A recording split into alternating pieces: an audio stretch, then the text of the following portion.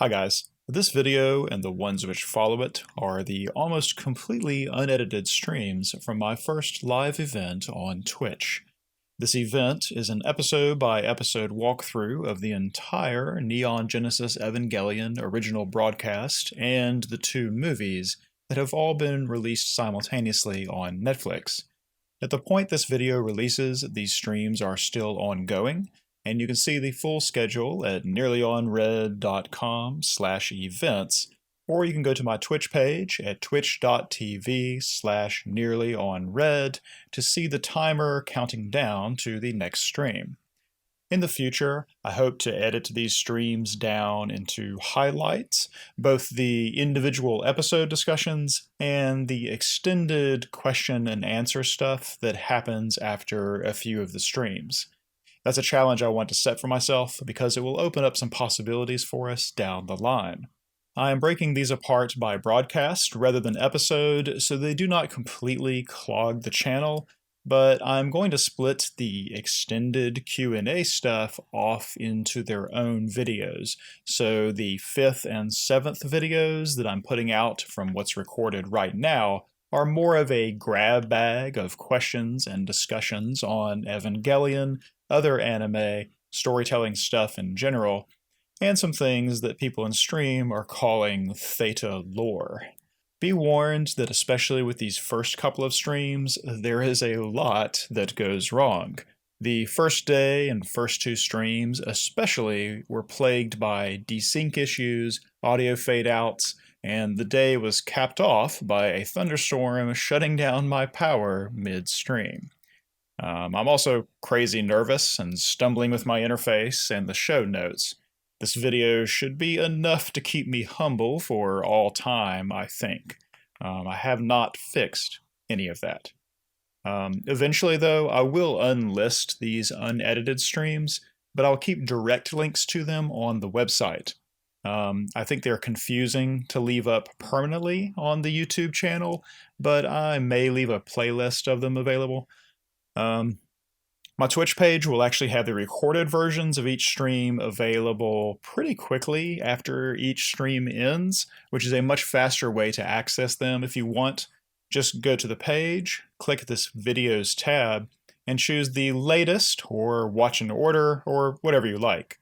There are also the clips that viewers will create while watching it live that give snapshots of smaller moments or segments they felt would be worth sharing.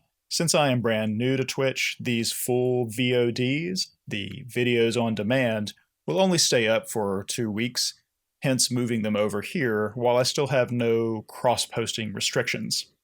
I've put jump links in the description for where the various parts of the videos segment between episodes. I realize these are very long, and I have not edited the streams for length or audio balance or anything like that.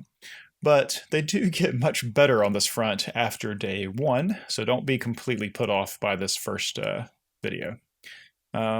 Feel free, though, to wait until there are shorter edited versions if you would like. I just thought it would be nice to share what is going on over there on Twitch for the people who cannot make that winning time slot. So, thank you, and hope you enjoy.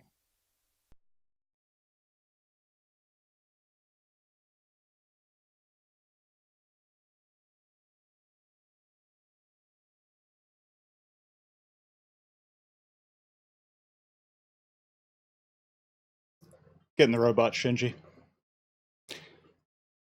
Hi, everybody. I'm Theta. Welcome to the Not Quite Daily Show live edition.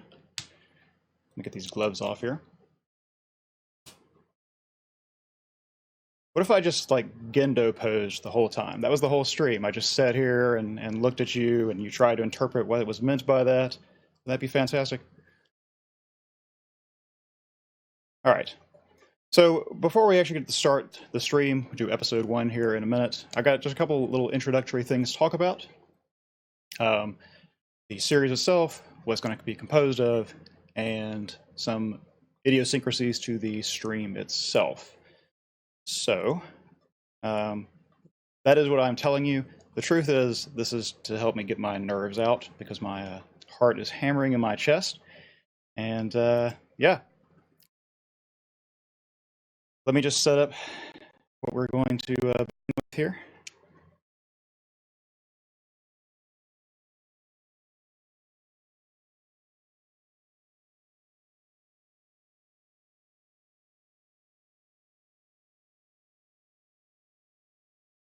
Okay, yes, so the whiteboard is temporarily out of service. Little technical difficulties starting last night. I had no audio for a minute there. Had some people try to help me figure that out, which was great, but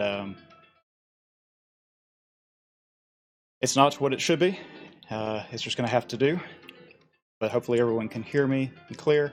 I see you're saying we got a desync problem, so in the break, I'll see if I can't fix that. But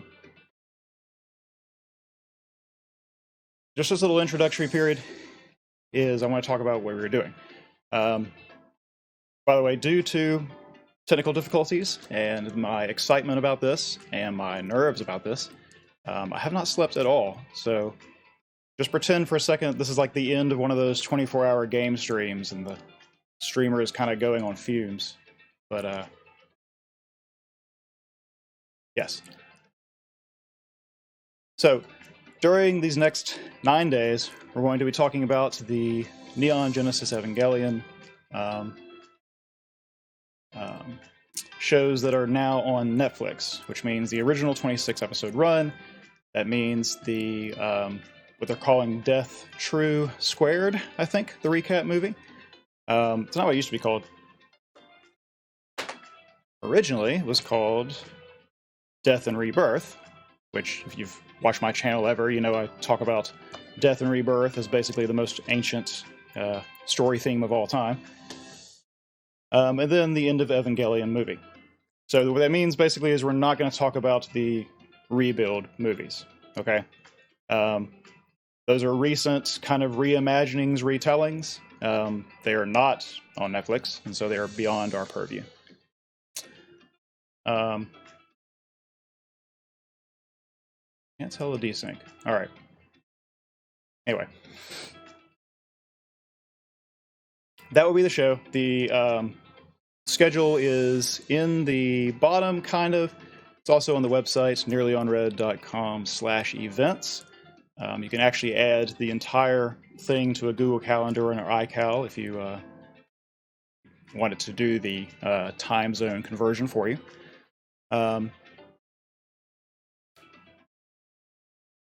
Yeah. Today we're going to do episodes 1 and 2, starting at the top of the hour. A little bit of break, but at the end of every hour, so I can kind of let my voice rest. And then there will be an hour and a half, a half hour at the end of every single one of these sessions where we lift the spoiler restrictions. Now you probably see in the bottom here, I've got this little all spoilers currently forbidden. That will change depending on what we are doing. So like, for example, right now this is forbidden. At the very end, the half hour, we can talk about the whole show. And that little graphic will change instead to say all spoilers currently allowed. So, change my little transition back here. So, but right now, all forbidden.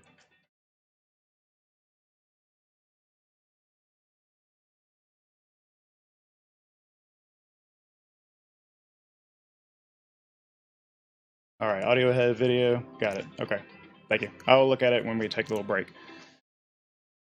It worked fine on the test, but anyway. I do have some people kind of volunteering to moderate for me. Mostly, stay away from spoilers. Be good to each other in the chat.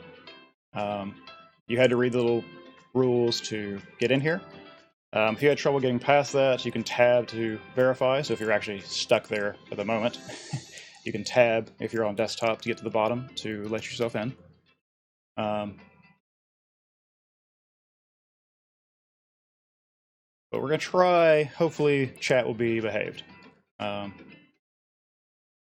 fix the audio, I'm sorry. I tested it a minute ago and it seemed fine, but Yeah, I know. Lots of things are going to go wrong here. But I will see if I can't fix the desync in the issue. I'm not sure if I can fix that without testing. Anyway. So, I'm just going to talk about the stream rules just real quick. They're just only kind of relevant to what's going on. Most everywhere you go on Twitch, most where you go on the internet, this is kind of just general behavior. Don't attack other people, be nice. I do have a prohibition on the... yeah, you'll see it, I'll just read it. It's no subject matter is going to be off limits when we are talking about the story itself. But we don't want to interject personal experience with things like sexuality, religion, politics, serious mental health issues. Not because there's anything wrong with that, it's just this isn't the space for it, because chat will derail in that direction. And it makes it hard to talk about those story concepts in a very general sense if people keep interjecting their own personal anecdote. That is extremely relevant to Evangelion, because it is chock full of religious iconography and deep-seated psychological problems for our characters. And so I know it is tempting to relay personal experience into that, to read ourselves into the art, but that will tend to derail chat. So we're going to try, I ask you to try to keep your own personal experience with it out. If it's a relevant anecdote, fine, but like not the kind of thing where someone feels challenged to countermand what you say. Cool? So. Music's kind of, okay. Thank you. You know what? Let's try this. I'm gonna go blank for a minute, so don't wig out on me.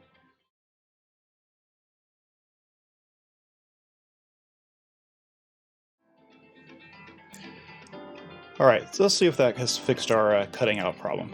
You'll have to tell me. But,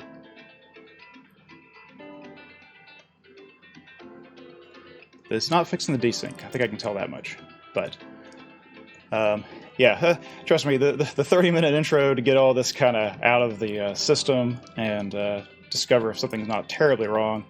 I had a couple of people who were volunteering to mod for me, help me at like 2 a.m. this morning, because my computer that's supposed to do my audio processing has just refused to cooperate.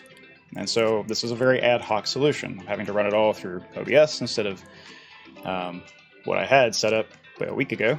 And yeah, we got it to a certain point eventually, but obviously it's not quite filled out yet. So Theta's food is breathtaking. Okay, so I warned you that I'm a very different person when I can't edit all this crap out. I can't EQ this either. That's one of the things I really kind of come to rely on, because it takes the sibilance out of my speech. I have this little little gap in my teeth. It's called a diametra? I forget the term for it. Anyway, my S's come in very sharp, but I'm not going to be able to spare you from that because I don't have EQ to take it out. So, I apologize. I have a little bit of like mission control going on here, and I'm sure the sound issues will not be the only problem. But yeah, so just tell me about the desync. The audio is ahead, is that correct? Yeah, so basically originally the music played on a separate channel, and noise gating only happened to my voice. And right now it's all having to go through the same thing, so that was the problem. But of course to me, it never cuts out, so... Front tooth gaps are, yes. I never got it fixed. Now it's charming. I heard people to get them on purpose now. To each their own. I know a lot of you, this might be your first experience with Twitch. I'm sorry I'm not a very polished presentation just yet. But there are a couple things that you've probably noticed already. It's got chat, just like... just like YouTube Live or any kind of thing. You can chat. You can pop that chat out. There's all kinds of other chat extensions that sometimes make them a little bit easier to ones. It's great to see me nervous. Thank you. It's great to be nervous. It's not. I'm lying. There'll be little notifications, and I missed a bunch there.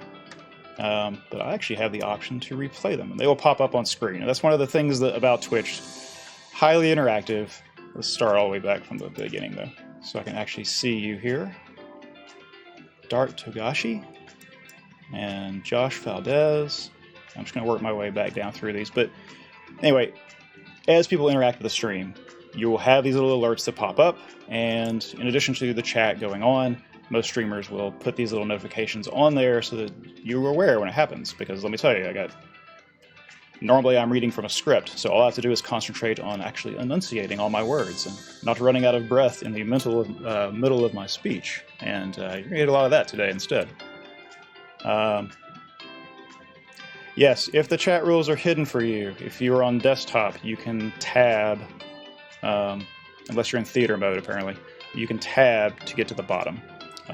We discovered that yesterday. I think on mobile, though, you should be able to scroll or it'll make it fit. That was the experience in the two things I tested it on. So. And who did I miss? I'm going to go backwards here. The theater mode? Okay. Yeah. Good to know. So let's see. Glare of the Loxodon. Ardahil. Oh man, I'm never going to be able to pronounce all these things. Broken Nos. Blutweinen, the sad truth, the sad truth about my stream so far, and Astrod. Thanks to all of you. There is an option to turn on something called followers only mode, which basically restricts chat to people who have been following for a certain amount of time. This is really just an anti-troll measure. Let's pretend, for example, that several hundred people came in here from a forum somewhere just to disrupt things. I can switch that on, and then if they haven't been following for X amount of time, they won't be able to get into the chat. For the moment, we're running without it, but that is an option if that happens. That'll just be a reactive thing. We're going to try not to run with it, because I know it's a little bit off-putting to say, well, you can't chat here unless you follow me. So, in addition to those little streams, this is my least favorite subject, but there's a little donation bar down there for the first time you can actually donate. And the Alter Ego actually sent me something yesterday so I could actually test it. So I actually will hold all of them for approval. And let's just see. Let's see what the Alter Ego sent me. Alter Ego. Dear Theta, how formal. A beard is not a personality. Love, AE. All right, thanks a lot. That is a way to send a message to the streamer.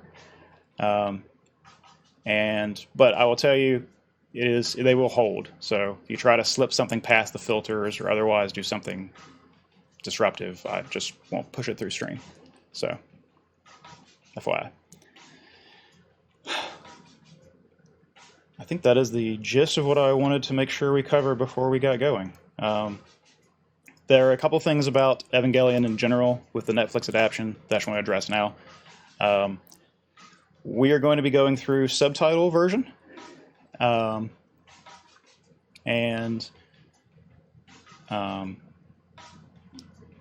is all that it's a preference for me too, but that's not the important thing. We can't go through both.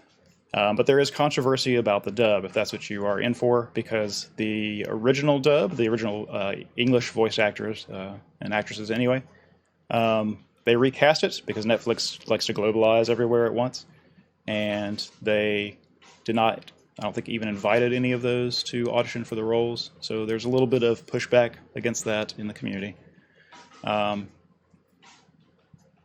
It's Netflix's purview. But I understand everyone's consternation. We're not going to dwell on it. We're really only going to go through the subtitles anyway. but they have also kind of retranslated some of the subtitles, I believe. And we're, again, not going to dwell on the differences. It can be important, but that's the kind of details that'll take up all of our time instead of what I would much rather talk about.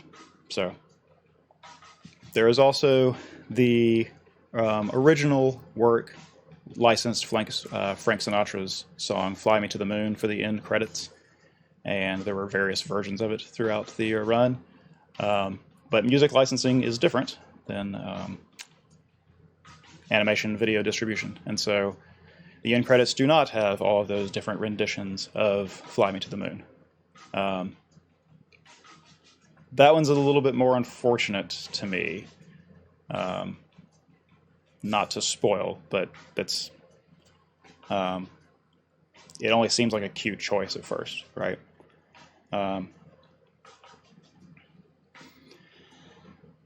I think that is going to be all the general, just little things we're probably not going to talk about. I will tell you my approach to this, though, because it's been a minute for me since I've watched Evangelion. I sat down and refamiliarized myself with it a bit, but I know this is going to be a lot of people's first watch. This is going to be everyone's first experience with Evangelion. It's 24 years old. There's a lot of people in the anime community who weren't alive when it started broadcasting, and it hasn't been really very available. You can kind of see on my old copies here, Manga Entertainment was the distributor back then, which hardly does a thing anymore. They still exist, I believe, but there's been lots of like licensing snafus. So it's great that it's now on Netflix. It's great that we all have it worldwide. But there's going to be differences, and we're not going to get hung up on it. But anyway, since it's the first time for a lot of people and they don't have any other experience, for me, going through this, taking notes and so forth, I am not actually going to work my way ahead. I'm actually going to watch and take my notes and try to think of it as though I was going through it the first time. That's going to help me not spoil it accidentally, hopefully. But that also means I won't have the same long, fine, detailed depth that we normally do on the channel. So this is just a choice. I don't know if this is the right choice or not. I really much rather this be a conversation. So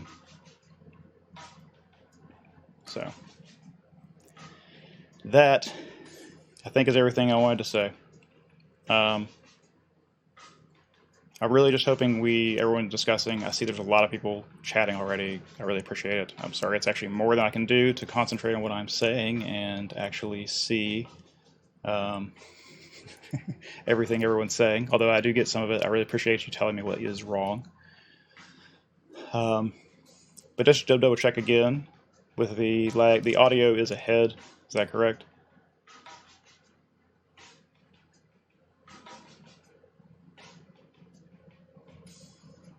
$100 peeps. Wow, holy crap.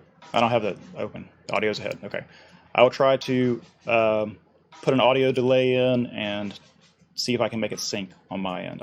It may or may not work, but it'll be better for the next time. You'll occasionally get a little spam from a little bot. I'm sorry about that. I don't know how to turn him off. He's actually kind of logging, watching the chat for us, so I can find things later and if it doesn't record. But there is a auto mod bot that you had to see in the rules that will grab some things. That bot is actually also pushing little points to everybody, and I'll eventually explain that. They're not worth anything right now, but down the line, it's something I want to use for a little more interactivity. There's lots of little fun things you can do with that. I haven't had time to set all of them up, but definitely towards things like being able to spend your loyalty points towards putting your question to the top of the queue, or putting an interpretation that you have that we all kind of look at. So that is something that'll be coming down the line. Won't be up today, probably not tomorrow, but soon and for the rest of your life. So Yeah, don't worry about the points. That's just something that is going to be happening in the background, and eventually it will matter. But basically, as long as you're here and you're watching, you're getting a point per minute, basically. So, any questions about the intro, what we're actually doing, about the schedule, anything like that? Let's see.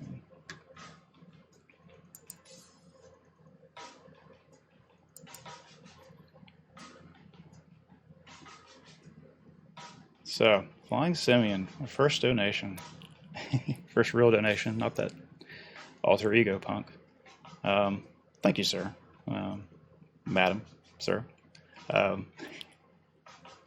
He actually accidentally tripped our mod, the bot, yesterday and helped me fix that. So that was an unexpected bit of good misfortune. So I appreciate it, really do. All right, so I'm gonna take a break. I'm gonna see if I can fix the audio. We're gonna come back, not exactly at the top of the hour, it looks like, but we'll be right back.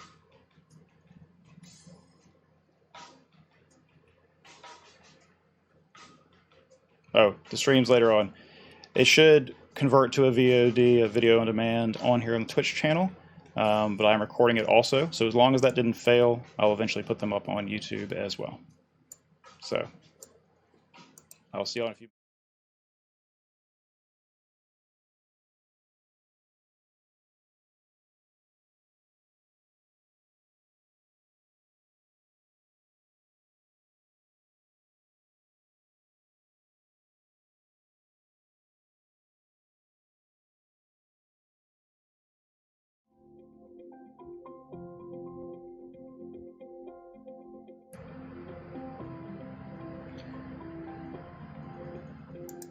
All right, I haven't not fixed the our problem, but I'm gonna see if I can't get it to work out a little better here.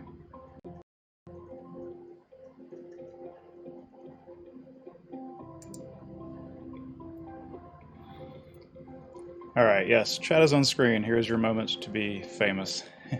Tell me if the desync issue is any better, please.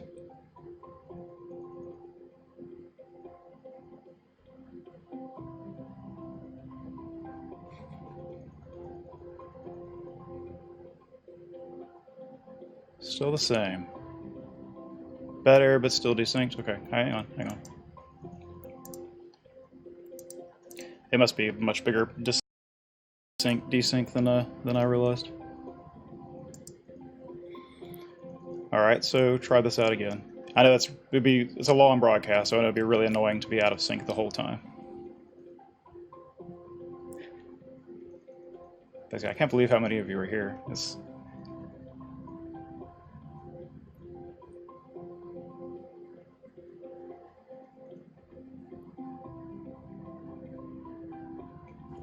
Desync is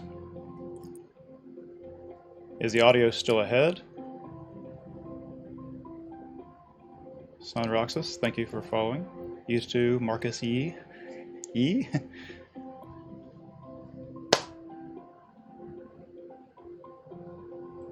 Now it's behind? Okay. No, that's good. That's good. Narrow it down.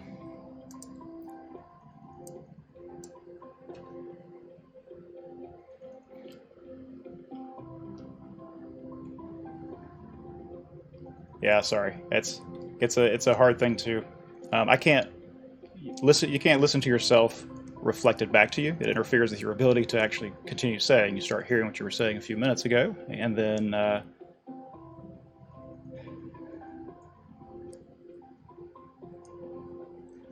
Pretty close? Yeah? Pretty good? All right. Near perfect? Leave it there. Okay. Stop messing with it, basically, is the is the idea. All right. Good. Because I know that would be really annoying. I know that bothers me. Some of my really long videos can do that, depending on your player. They'll get out of sync, and you just, as it gets further and further apart down the line, you're eventually like, I can't listen to this anymore. Or can't watch it anyway. Now this is, amazing thing, but it's perfect, almost perfect. Gonna be good enough. Remember to count for chat with a questioning like this. Yeah. All right. Thanks for the help, guys. I'm sorry this is a hard thing to get right on my end. So let us see.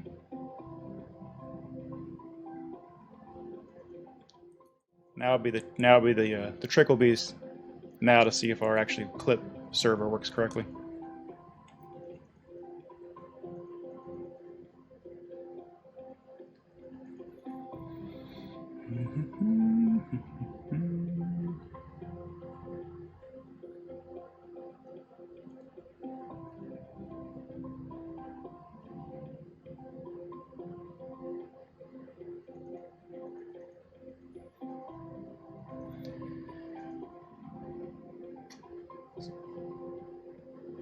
Screen cars.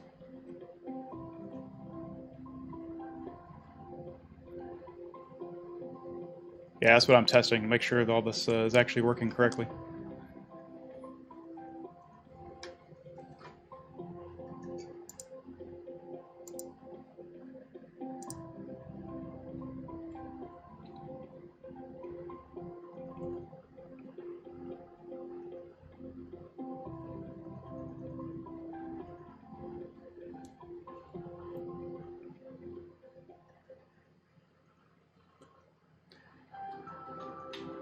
Yeah, so we're not going to have audio from the clip. That is one of the things that also failed on me last night, and I've not found a good solution for that. So we are going to simply hold out on that.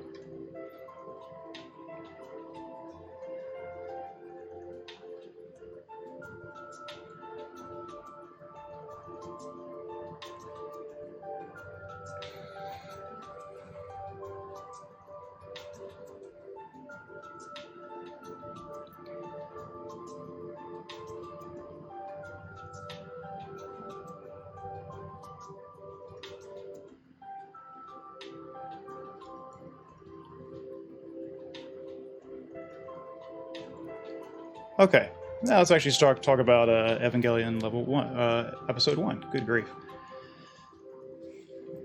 So Evangelion is one of those.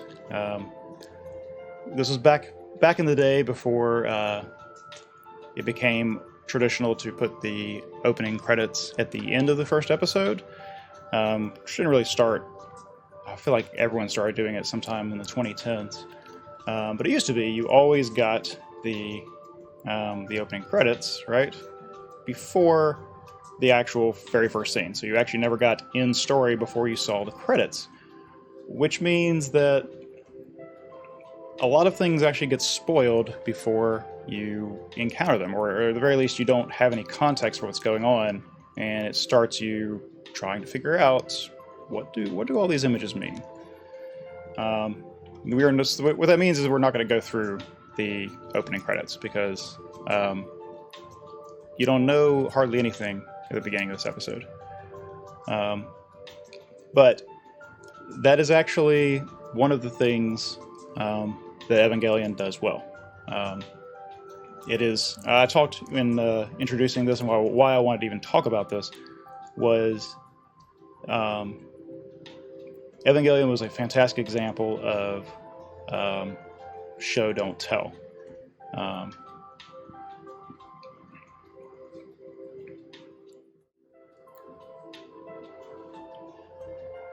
Basically, instead of holding your hand and narrating everything and giving you a little opening blurb to say, you know, all this has happened in so many years, and characters thinking about what they just did the last few days, you're mostly treated to a visual indicator of all this.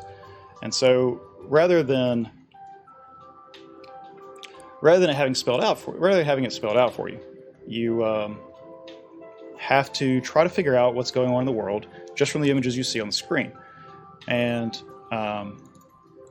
starting off, there's not actually much to go on, right? The very opening scene here, let me switch over here so you see it.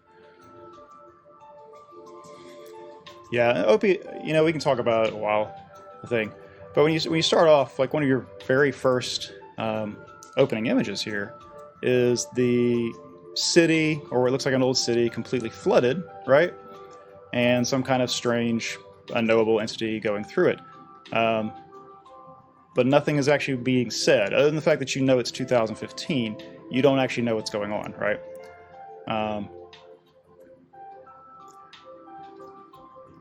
Then you hear a little broadcast talking about that a special state of emergency has been declared. But you are to understand that all the ruined buildings, all the floodwaters, all of that, that's not the state of emergency. That's just the normal state of affairs, right? And so a city destroyed and underwater no longer constitutes an emergency. So whatever the emergency is a much bigger deal than whatever it is that the broadcast is about, right?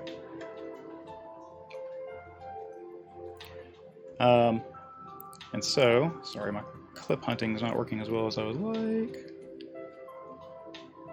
Come on.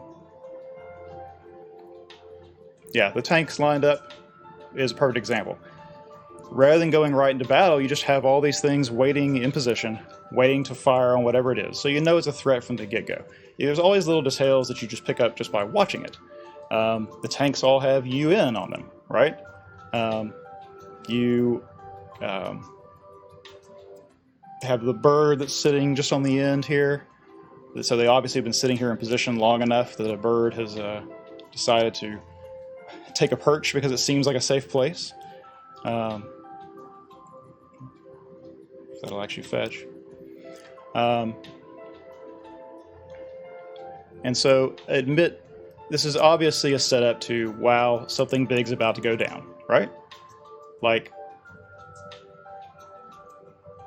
whatever it is a bigger deal than whatever happened to the city. And everyone's just kind of in calm anticipation of it. There's not scrambling around, at least on the tanks and all this. So you get this sense that it's a known threat, or not a known threat, but they know it's a big deal as well, even though it's kind of mysterious and all that. Now, all the environment, even looking at the tanks, it's not clean lines, it's not solid colors. Everything's a little bit dirty, a little bit dingy, a little bit dinged up and lived in, right? This is obviously a world that has been through some things here recently, right? And what that contrasts against are first the angels and then later on Evangelion. They're in much cleaner lines, much more obviously meant to be sharp. And so they actually stand out from this environment in a way that all the tanks and the funny helicopters and all that, like these are obviously not the same kind of whoops, sorry, I lost my place there.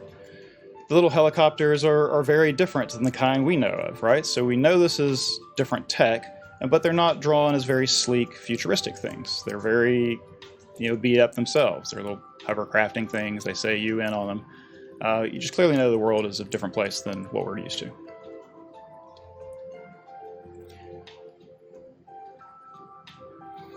Anyway, so I say all that to say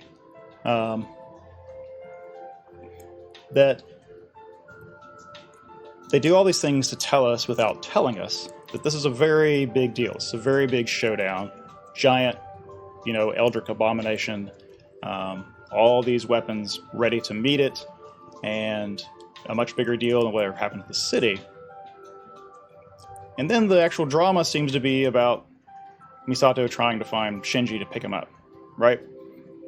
So you go from this epic scale, like, kaiju level threats, to missed connections. And that kind of contrast is one of the very first things we're introduced to. And that contrast between the low stakes and very high stakes is something that will be consistent throughout this episode and the next one for sure, and we can infer that is how it will go down the line. That no matter how big the threat is and how obviously overwhelming it is, the show is still going to divert and focus on these tiny little things, right? Like, while the army is kind of losing their mind trying to fight against this beast, and none of their weapons work, and they're losing their minds, Shinji and Misato are just trying to drive, and she's worried about ruining her clothes, and she's worried about getting her car flipped over and started, and the damage to it, and how many payments she's made, right? So that contrast between having the very small debates, the very small, the very small crises, I'll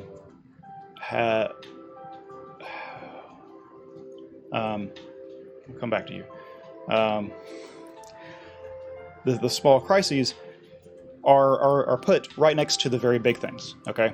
And so it's not just making it a human element, right? It's not just about giving us someone to have human stakes we can relate to. It elevates the importance of these stakes in the characters' minds, put them on a level with the world-ending last chance for humanity stuff, right? And that may seem silly from an outside perspective, but Shinji is largely our viewpoint character, and to a teenage boy, that kind of every little crisis feels like the end of the world, right? And so we're not just like 4 minutes into the series, and we've had this contrast multiple times. The same thing will happen with other rapid characterization we get, which is in the little war room here, where we have the generals of the UN, or whatever it is they actually belong to, kind of wigging out, kind of losing their mind, very distressed over what they're seeing. And in the meantime, there is Gendo and, I forget his name, Futsuki, something like that.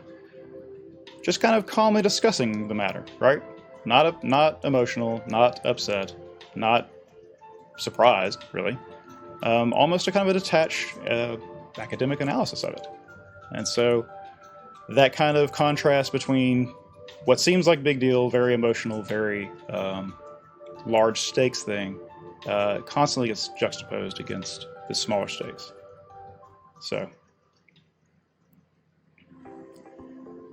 and so I have some pending tips here for a second. I'm so nervous. I missed a bunch of them. Oh man, I'm so sorry. So let me take 1 second to look at these guys. Anonymous. Oh, thanks a lot. I'm sorry if you dipped out there. Thank you.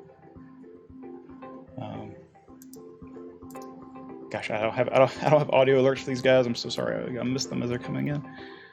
Finally, a way to support your channel. Finally, a way to support you monetarily after all this great content you gave us. You're doing great. Keep it up. Thank you. That's not how it feels in this end, but I really appreciate it. Fos is best gym. Tip 2. Thank you. Fos is best gym. I'm with you. Barricade. That's a great name. With all the content you make, excited to see the live streams. Welcome to Twitch. Thank you. This is way more of a welcome than I was prepared for. I think that's obvious to everybody. So thank you very much. And Suru.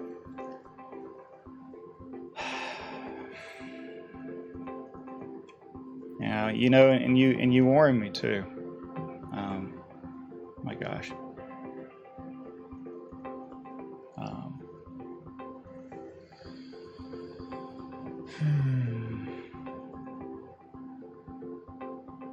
Thanks a lot. Yeah, you did. You warned me.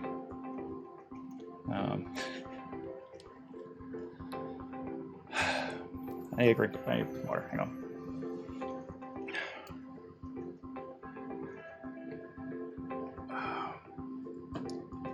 See, you did prepare me, so I'm good. I'm good. Wow, thanks. Oh my God. Okay. We're good. We're good. What was I even talking about?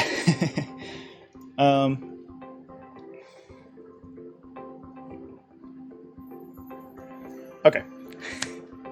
That's in my head now, and I appreciate it, but gosh, interactive is just totally different ballpark.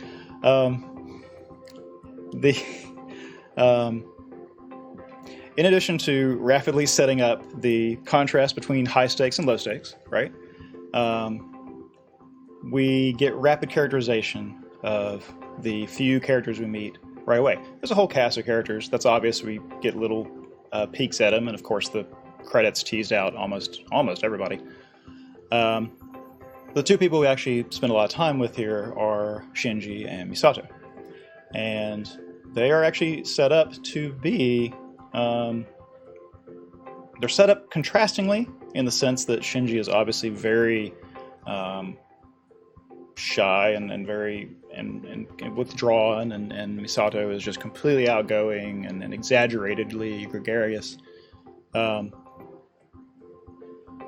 But we learn very quickly that she has let's see if I can find it, that she has an internal monologue that doesn't match her exterior, right? And so yeah, it's this little bit right here. Switch this over real quick. And so even though she, outwardly is happy and confident and whatever, and it's the end of the world apparently happening around them, internally she's kind of freaking out a little bit. She's worried, but about really inconsequential things, right? And so even though they are outwardly so different from one another, we actually are set up to compare them almost immediately.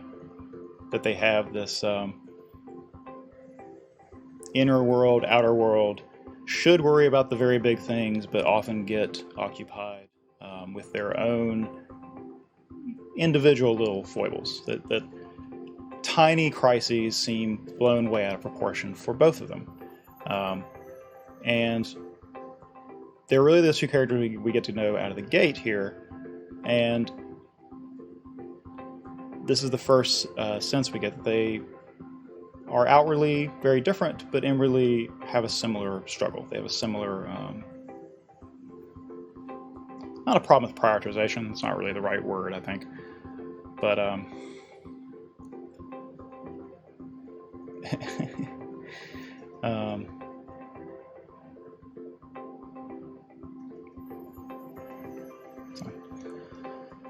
sorry, I got another little notification. I gotta figure out a better way to do this. I apologize. Bill, Eric, Dragon Dorado. Can always recognize your name. By the way, it's funny how many people I recognize from YouTube. I guess a lot of you either already had the same or were able to find the same names. But thank you very much. Honestly, that's the thought counts for a lot. I promise. So thank you. Figuring out how to deal with that and also talk about the series is going to be a trick, isn't it?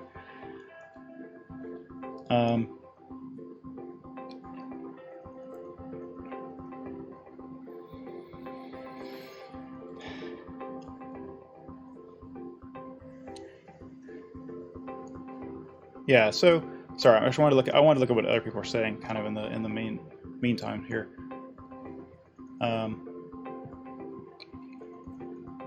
Yes, she is concerned with little things, but you're right, like all the car payments. But she fixes it with duct tape. She's okay in a pinch. She has this very odd mix of pragmatism, right, with almost a childish, immature demeanor. She, even Shinji, as little as he is, as young as he is, kind of calls her out on stealing the the batteries. He just gives her this look, and she's like, "Oh, it's an emergency." And truthfully, I'm sure it's fine, right? Like, this is probably exactly what it is, but he doesn't buy it. She is kind of put out at the fact that he's put out. And so, while she's not what he expected, he is not what she expected either.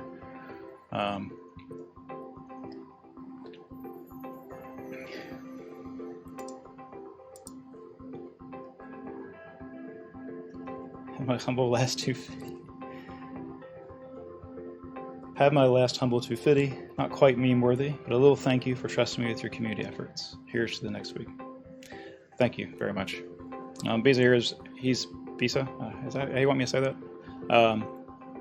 Has helped me out a lot with figuring out moderation and some other organizational things. So thank you very much.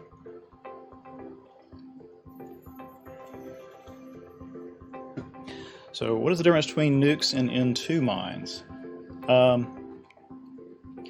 Once again, there's not a lot of hand-holding in the series. They don't spell a lot of things out for us. There are a lot of, unfortunately at this point, there's been so much study of it, and they put out new versions of things which fill in some details. And but I actually kind of stay away from all that, the liner notes, so to speak. But the N2 mine, it definitely looks like a nuke, right? I mean, it definitely has a very nuclear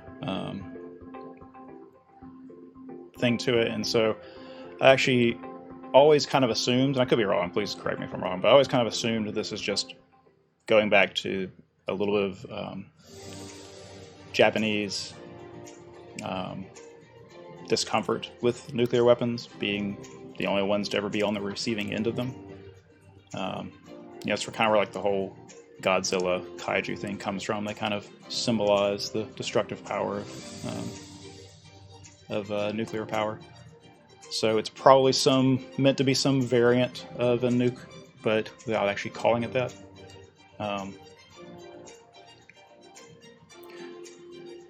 Now we're really desynced? Okay. Gosh.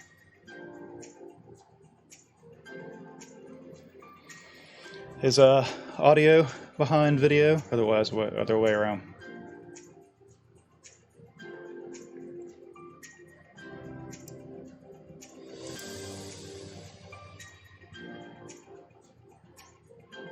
Audio is behind video now.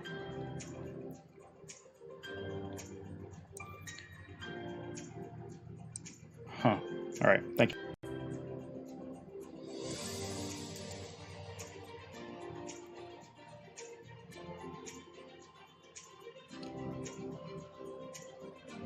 Yeah, it's possible the transitions do it, but it's supposed to maintain it. But I know sometimes the audio actually cuts out during those at least 5 seconds ahead. Gosh. But yeah, sorry, getting back to the nuclear weapon. I'll see if I can't find it in my clip hunting here. Unfortunately, I just discovered that my marker system that I set up to actually be able to fetch some of this stuff faster is completely not non-functional. So, but for all aesthetic purposes, it looks very much like a nuke, right? Shockwave, blows the car over, has the all right, hopefully I don't desync again when I go to this. I mean, that's a nuke, right? I mean, for sure. But and the little shockwave, you can kind of see the shockwave approaching, blow the car over. But there's no nuclear fallout, right? Like the city isn't suddenly have to be abandoned. So I guess it's not actually not a real nuke. Yeah, exactly. This is some kind of nuclear fallout free nuclear weapon, and so I don't know. Maybe that kind of tech probably does deserve its own name.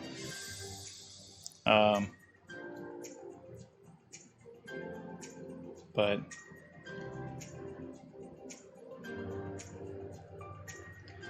yeah, I think we're meant to interpret it as strong as a nuke, just so we know that these things are that powerful, but without the actual consequences of a nuke. And then you also don't have the situation where the UN is nuking Tokyo, right? I could see wanting to avoid that particular way of putting things.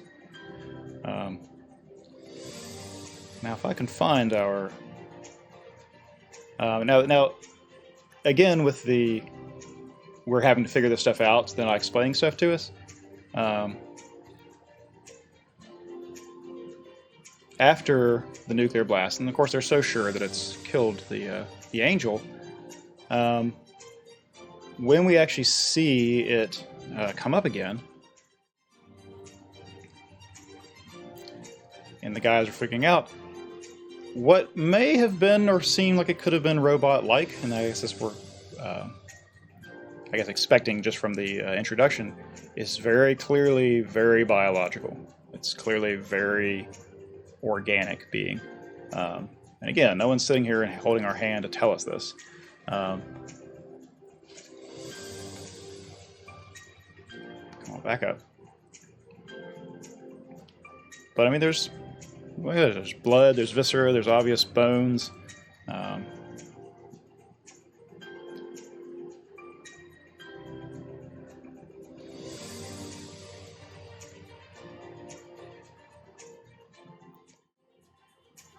Yeah, the duct tape is a very nice touch.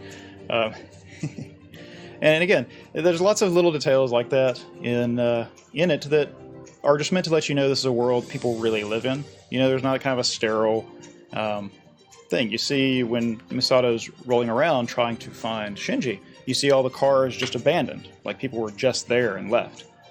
Which of course tells us that she runs into danger where others flee. When Shinji can't get her on the phone, he is like, oh well, guess I'll find a shelter. And that's the end of it.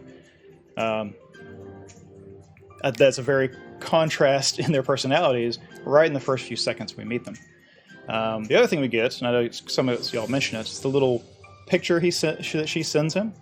That's just overtly flirty, right? And then she will later be worried about her outfit. When they actually go into Nerve, maybe I can find this one. The little gates open up and blow her skirt, and she comments on it. She even says wearing skirts in this place is a bad idea, but it's not like she didn't know that, right? So she is presenting as someone, even though she's in this military and rigid environment, as someone who is trying to be very feminine, very made up, and thinks about it a lot.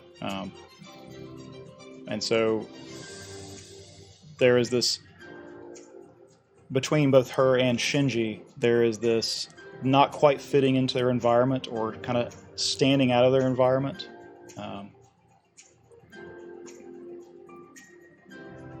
Transition seems to mess with the audio, huh? Alright, I have no idea why that is.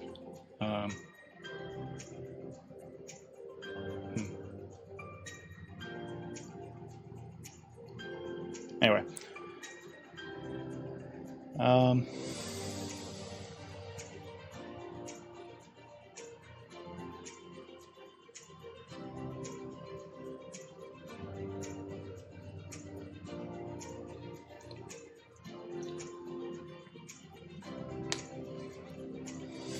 Yeah.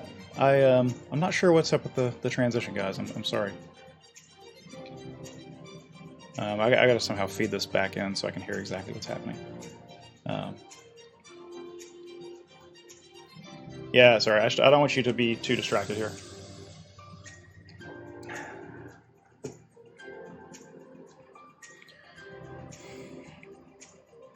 Anyway, what I really want to talk about in this first episode especially is just how quickly things get set up. How quickly we have an understanding of the stakes without someone sitting down and telling us these are the stakes. Yes, they make a few comments.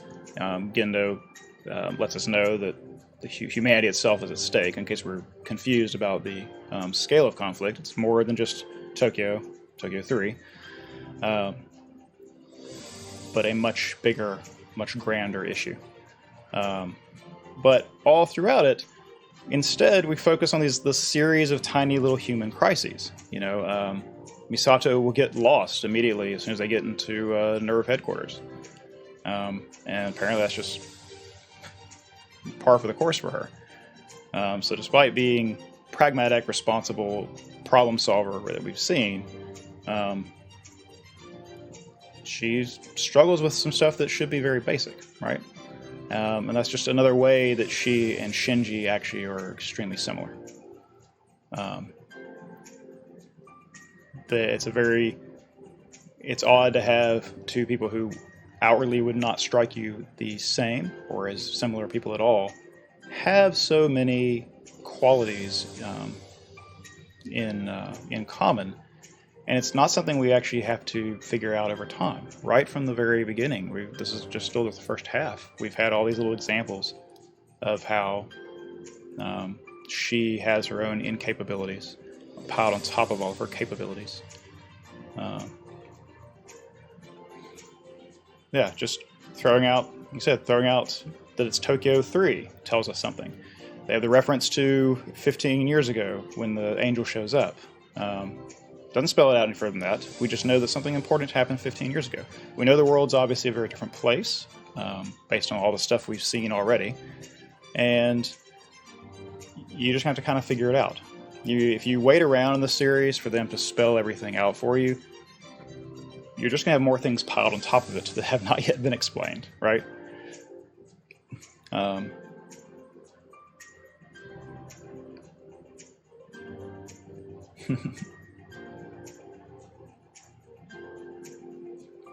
The audio sources were too fade everything. Sorry, I'm reading your comments here about the audio. Netflix subtitles, I'm pretty sure, is just Tokyo 3. So.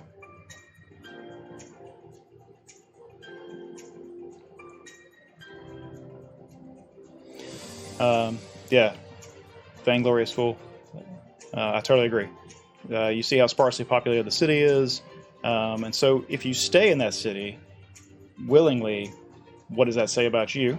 Even when there's not angels and they're not under constant threat, this is obviously a very hostile environment. It's not a easy life, right? And now, for all we know, at this point, we know something must have happened. For all we know, there's not a lot of easy life in the world, but the fact that people abandon their cars still and they're not inured to this tells us that even whatever the state of the world is, this is a little much. This is a little bit more than what we expect.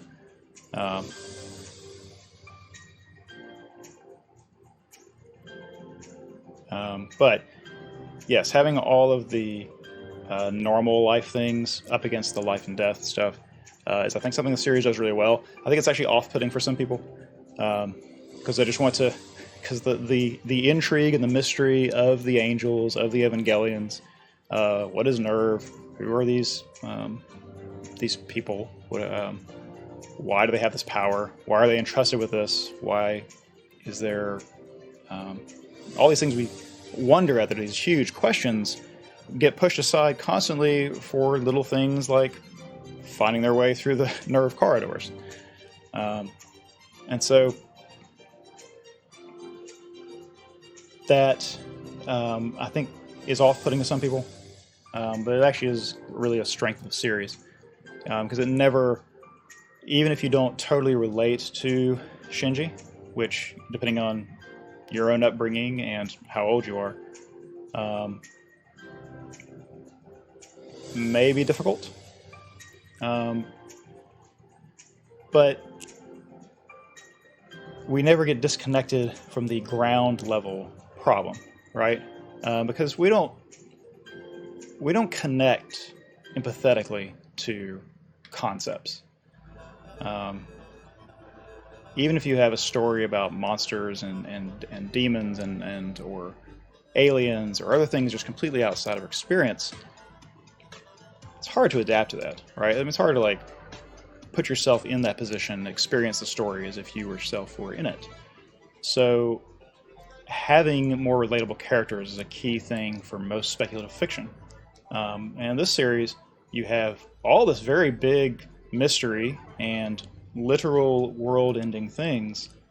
At least what Gendo says here is a threat to the humanity. But it doesn't even win in screen time war against the little minutia, right?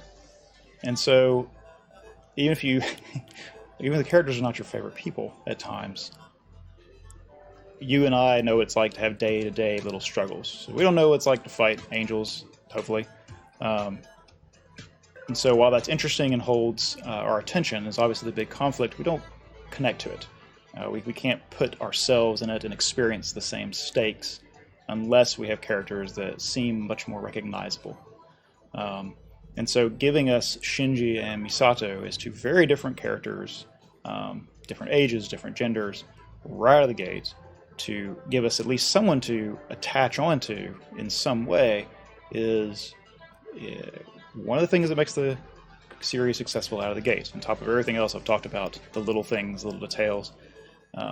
Even Nerve headquarters here is obviously so expansive and so huge, so outside our experience. It's intriguing in its own right? But in the midst of that is just this little human drama instead. And the way it is shot and the way we have these things, and my markers aren't working. I had bookmarked all these little cool cinematic framings to show you, and I have to search for them manually.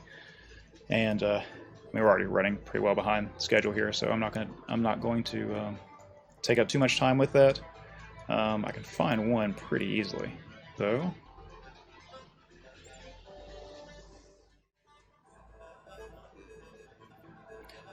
Which is the hand kind of looming behind Shinji, that we don't have any. The moment we see this, we have no context at all for what this could be, and the way it just doesn't stop. I stopped it, but the way it clearly looks to be looming for him in particular. There's just one of the many nice little things. Just like the tanks lined up earlier, someone pointed out, that's a very great shot. Right, oh, Cal CD, you're right, the little phantom ray that shows up immediately. So yeah, diversion for a second there. What was that about? Let me see if I can find it. I'm gonna come back to the face cam for a second to find that, so you don't have to watch me struggle to scroll around. But there was a moment when Shinji is trying to find Misato on the phone, or he's listening to the message, and there is a... Where are you? There's a moment where I think birds fly off. There's obviously some kind of disturbance, and here it is. Yeah, so let's go back to the clips.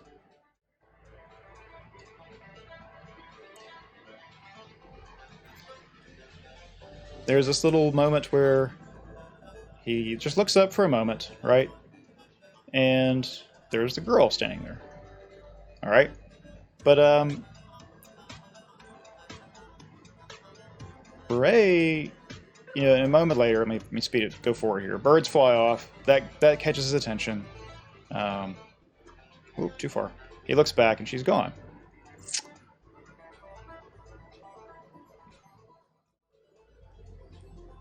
But we will see Ray later. She's not wearing a school uniform. She's in no condition to be wandering around down here. And so, what is that? Now, don't speculate too far ahead, right? But is this actually in Shinji's mind? Or is this a hint that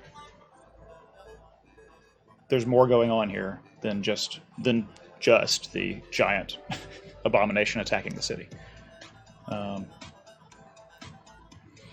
Yeah, stuff like the Phantom Ray is why I agree. They pile mystery on us. They don't hold our hand. And so this is a series where it has huge rewatch, and I'm so sorry I can't grab all those little clips, all those little markers. They would take too long to find them all while doing this live, the pitfalls of this. But so much care has been put into shot composition to say things that don't have to be said out loud. They don't have to be spelled.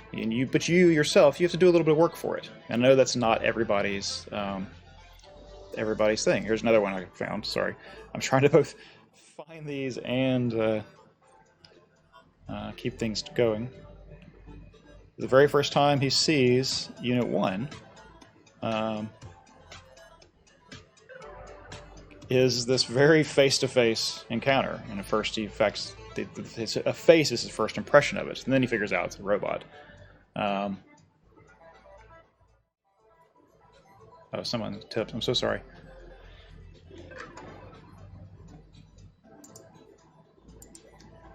Emil, if you're still around, I sadly won't be able to watch most of these live, so I'm just dropping by to say I'm very happy that you're finally back and excited to watch these later, as Ava is one of my favorite anime. Keep up the great work. Thank you. You might be better off watching these later when you can, skip around some of this. But thanks a lot. Yeah, him meeting the Unit 1 is such a great shot, right? Another one that is very lore building as well is when the first time we see he and Gendo see each other again for the first time is you have it's in the same shot. I don't know why I can't find it.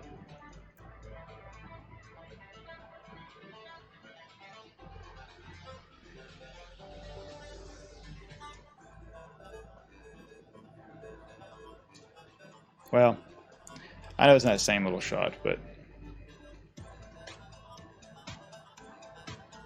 you have him anyway, he's way up on there, he's looking down at them. You have this very looking down on Shinji framing to his face. And you don't need many more clues. There's a lot in this episode, but you don't actually need a lot of clues just to realize that is definitely their relationship. That is definitely him proclaiming on high and delivering orders and stuff to Shinji. And so, thank you.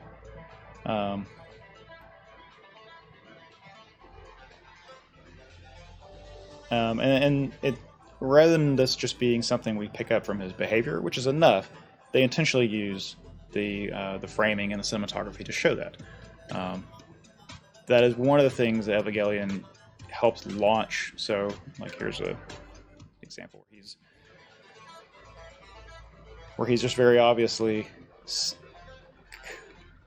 like in that little shot and the smile, like how much do we understand about their relationship from that, what is that, 3 seconds of a clip?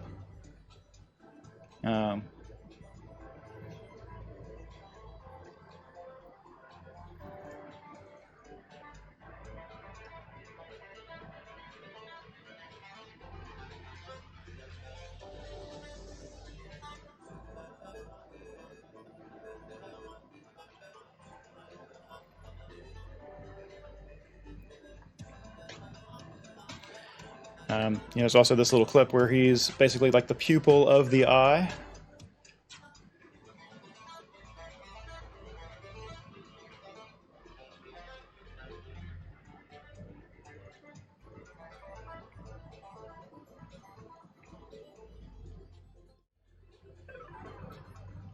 Sorry, I'm reading your chat now.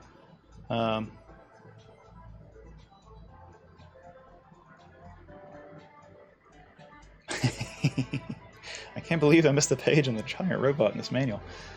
Yeah, so Shinji gets a lot of grief, right? But like, let's think about this situation he got put into. He's 14 years old, and I remember being 14, unfortunately, and taken into an environment. You already are someone who clearly isn't very comfortable in your own skin. Now you're put in an environment way, way beyond your experience and asked to do something incredible. And your reunion with your father, which you obviously have a very strained relationship with, and during this first thing they're trying to get him to get in the robot, everyone around him is pressuring him to do it, and he resists, and he resists, and he resists, and eventually they give up, and they stop trying to force him. They say they're going to wake up Ray, whatever. And then he remarks to himself that, see, I knew they didn't really need me. It's like, as much as he was resisting them, it was almost like being told that he was needed, even for a purpose like this, had some value to him, right? Like he actually he gives up a second time when he realizes they're going to let him off the hook.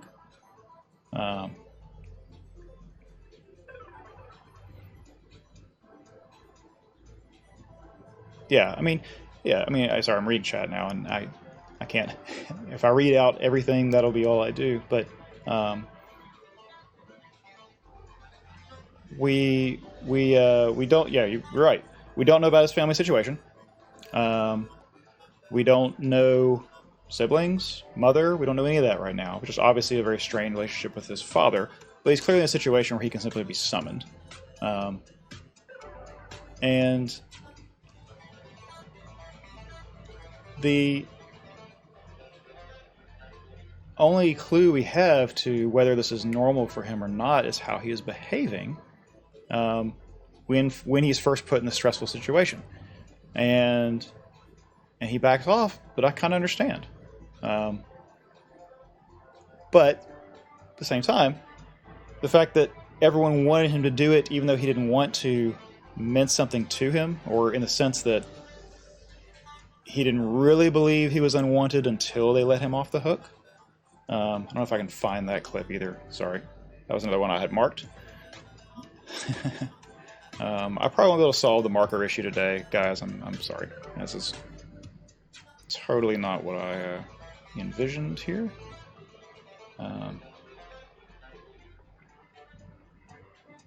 Yeah, here it is.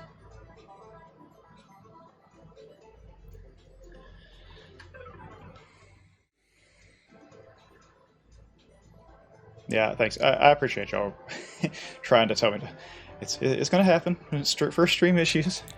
I know, it's just that's. So anyway, this I'm gonna back this up hopefully a little bit. You can kind of see, and again, more great cinematography and framing here, because when they decide to switch to Rey, reactivate Rey, wake her up. There's Shinji in the foreground. He's out of light. He's out of favor. And then once they decide to move on, you see the two of them walk away from him, and he's left there in the middle all alone. It's definitely like and the eyes on the Evangelion themselves close.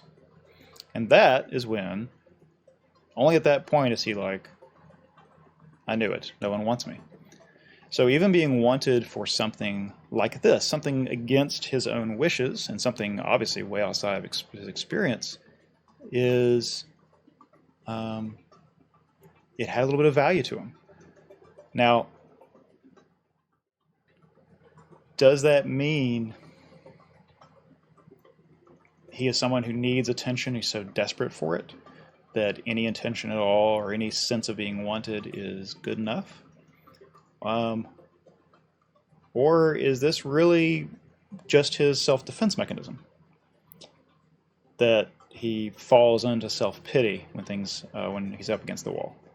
And I don't know that I actually have an answer for that, especially not just from this one episode. However, what does get him to get in the robot is when they do bring Rey in, and there is a little bit of this other great freaking scene. I tell you, they really they spent some serious time storyboarding this first episode. We have the instance where the attacking angel causes things to fall, the girders and the lights and so forth to fall from the from the, I'll put the clip up here so you can see it,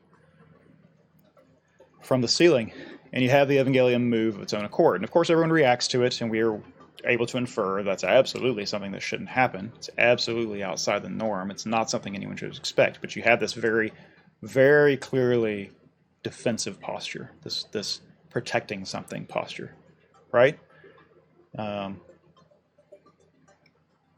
Yes, you are right. I did not actually set the category up correctly because I was streaming to a different account and didn't want to accidentally get discovered, and I forgot to change that when I changed my stream keys.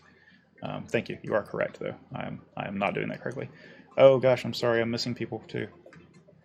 Man, isn't that just a great shot? How humanized is the robot just in that first time it moves, right? All right, I've got a couple of tips. David Peoples tipped $10. Thank you, sir. Yeah, I definitely recognize from YouTube. And got another one. Wow. You're doing great, man. It's wonderful to have you back around. Thank you. I'm actually glad the clips are up right now because I'm kind of grinning like an idiot. And gosh, yeah, this is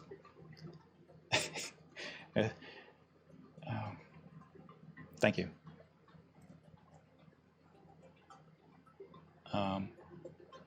So hang on, I'm reading your chat because y'all are having conversation, which is exactly what I wanted from this whole channel. This is like literally what I wanted, and I'm missing it. Yes, very human-like defensive posture. Exactly. You know, we take it for granted a little bit now, I think, but the Evas depart in their design from a lot of the giant robots that were present in anime series before this. They have a very biological thing going on. They have very sleek lines. And so they seem much more humanoid just from design than what we are used to. And then to have them do such human things like this defensive thing or having the eyes which light up, never minding what happens in the next episode, it's again taking what it's again setting the world up for us. It's again telling us that, hey, this is different. This is, and we're not going to tell you why right out of the gate. But it's clear, especially in the mid-90s when this happened, like this is so obviously different than the anime you're expecting. So let me get back to the face thing here, just because I think it's kind of weird to watch me clip hunt in live. But when that happens, when the stuff falls, and oh yeah, it wasn't that far back. Everyone else is surprised. Everyone else thinks that's impossible. Even other techs in the room just can't understand what happens. But not everyone. When that actually happens,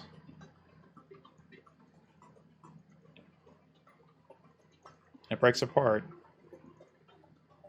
Gendo is, I guess that counts as smiling for him. He is not surprised, and actually, I'm pretty sure that is a look of satisfaction. That is a look of, this is what I hoped would happen, right?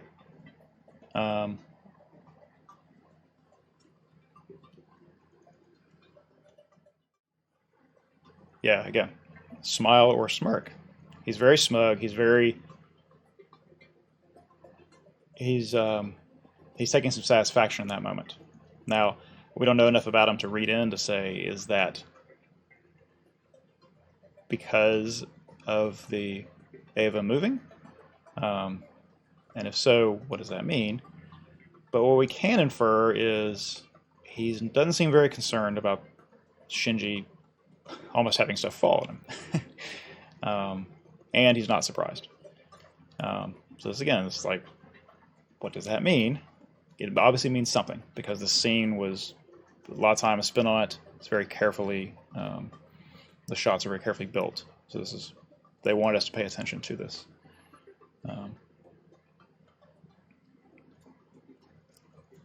So I know I'm running over on time right now,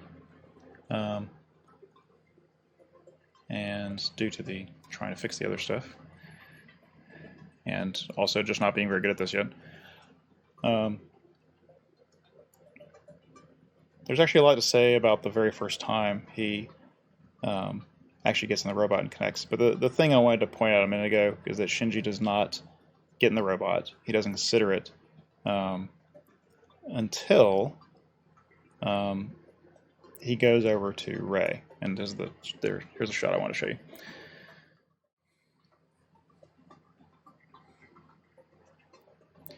When he rushes over to Rei,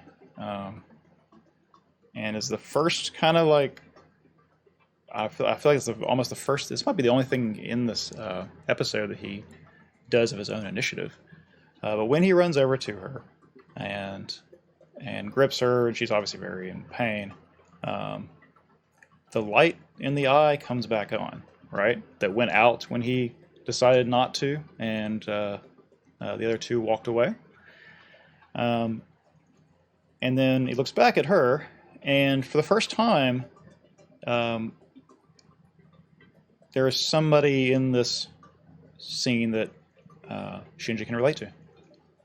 It's a girl his age, and she is injured and in pain, and she's having to do that because he is not willing to pilot the Eva. And so he starts telling himself not to run away. This is the first of many times, or first out, yeah. And so what gets him into Unit 1 the first time, I don't think, it's not a sense of responsibility. It's not a sense of duty to his father. It's not a sense of saving humanity, right? I think it's just a little bit of empathy, a little bit of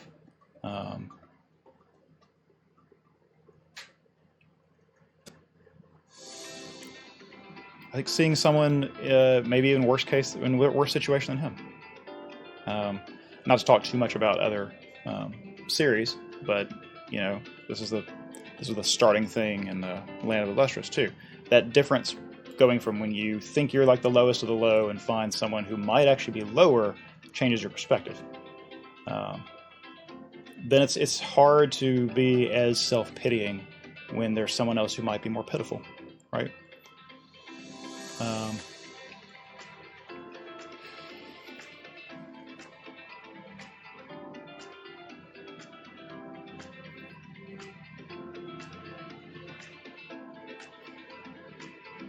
Yeah, sorry. I just wanted to read your chat, too.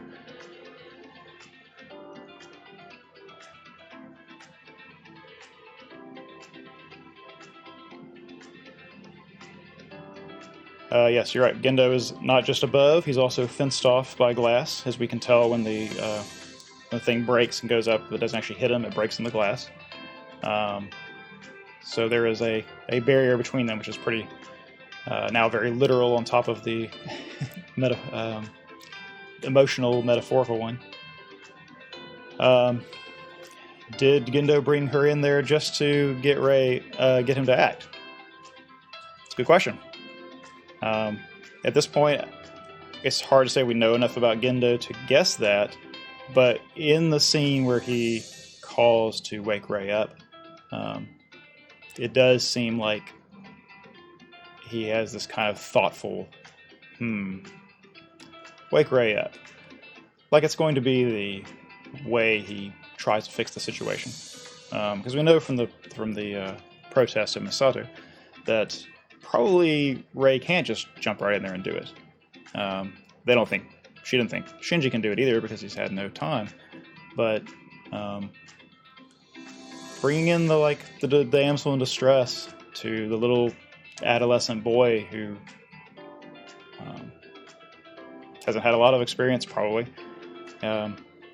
might be very mercenary decision on Gendo's part. But yes, I do think for whatever situation set that up for Shinji, it is his own feeling connected to her, his own empathy, that caused him to act. When pleading with him and cajoling him and kind of ridiculing him, insulting him, did not do the trick. And so that tells us, again, without spelling it out, tells us just a little bit more about Shinji, who ends up, just in this first episode, we realize that he's not a one-note character, right? He's shown some bemusement at Misato's antics. He's shown a willingness to give up easily. We know he's got obvious problems with his father, but he now won't do it for humanity, won't do it for his father, won't do it for his job, but he'll do it to spare the pain to someone else. So as much as he doesn't seem to welcome pain or intentionally put himself in there, he, in this instance of being able to spare someone else pain, decides to get in the cockpit.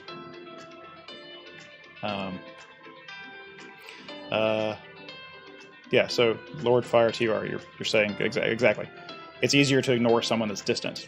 Saving humanity is a very abstract concept. It's just like I talked about having the human stakes, right, in the series, having these little day-to-day struggles that we get invested in, instead of trying to wrap our minds around the fate of the world. That's just too much distance. We don't empathetically connect to that. The old adage about one death is a tragedy, a million deaths is a statistic, is, I think, a commentary on that distance. That you don't feel someone else's pain, or it's not as real for you if it is just an abstract concept of pain. Just like the abstract concept of saving humanity is maybe too much to wrap your mind around, but sparing some pain to one person right now in this moment, that's something Shinji can wrap his mind around. That's something he can act on. That is a reachable goal. That's something that he can do. He might not be able to defeat the whatever, but he can actually stop her from getting in the cockpit, from getting any further in pain. I have an anonymous donation. I had no idea I was going to have to do so much of this. Thank you for all the amazing content. You're doing great. Please keep it up. Thank you. I appreciate it. We will get there by the end of the week. One of the reasons I want to start with Evangelion, besides that being an awesome thing that suddenly everyone can get access to it, is also by the time I've run all the way through this and do whatever we do from now on, should have gotten most of the kinks out. Let's hope, right? So. There was no way I was ever going to be able to cover everything about Evangelion without taking like 6 months off to do that. And so this lets us talk about a series that casts a long shadow for a very good reason. And I am so glad to see everybody having separate conversations in the chat. That is really like, y'all, I've wanted this kind of thing from the beginning. And whenever I get my part of stuff up to code or to be on the same level which you are doing right now, I'm going to be so happy.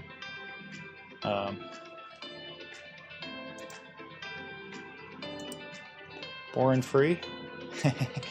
No, recognize you for sure. Doing great, Theta. Groundbreaking live content. Alerts and chat are really hard to follow while trying to get an important point across and maintain a trail of thought. You are correct. You can ignore us when you need to, come back when it's appropriate. I appreciate that. That's actually part of the reason I wanted to hold all these tips, is so that I wouldn't miss them. Because I can't see chat without looking over, and I can't see my clips without looking over here. And I want to try to actually look in the camera so it's not a weird situation like the camera's a voyeur watching me do all this, right? And so, yes, I appreciate it. I appreciate everyone's patience here. So. At this point, I actually want to read your chat some more because you guys are making more points than me. Yeah, you don't need to save the world when someone in front of you is suffering. I mean, that might be like man, that might be like the saving grace of humanity in a nutshell, right? That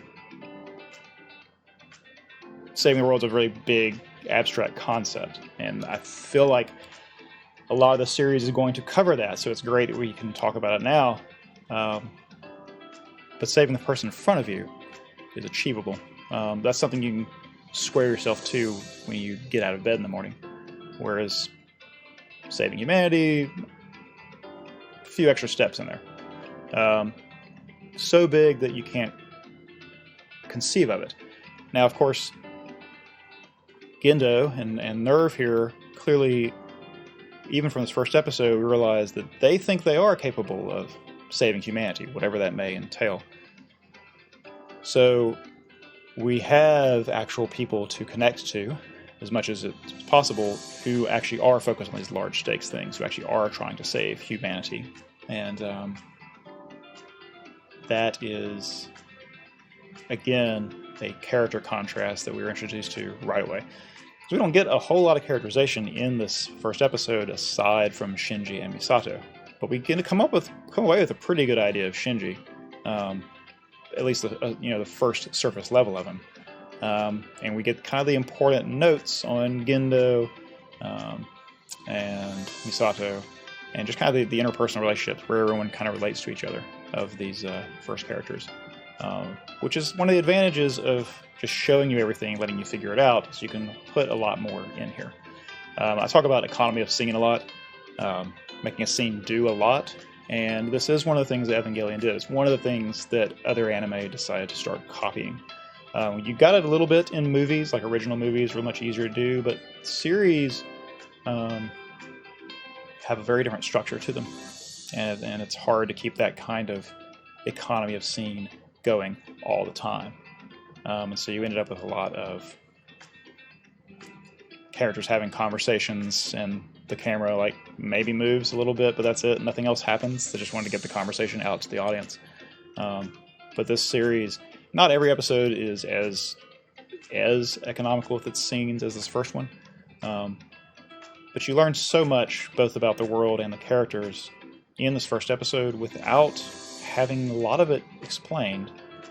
But you have confidence that it will be. The world is intriguing enough from the get-go that rather than piling mystery after mystery, you get little payoffs, you get little things. You have all this going on while this giant abomination is trying to get into Nerve headquarters. They eventually say that it's figured out where they are. So now you have this further question of, why does it want to get into headquarters? No answer, of course. But you now know that's just one more thing that is a threat to all of these people that we've finally met.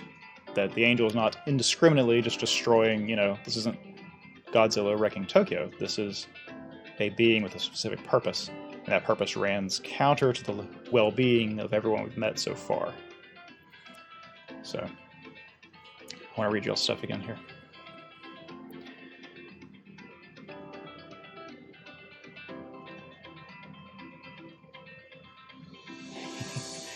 Thank you for the encouragement. I am a little bit more relaxed. And I apologize. I really wish I had actually slept. Some of you know this. I chat in comments a lot, but I know a lot of people don't read other comments. But I inherit this from the alter ego, but I'm a lifelong insomniac. Since before I could even walk. And so it actually affects a lot of what I can do.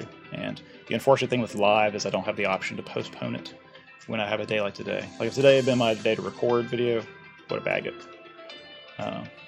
But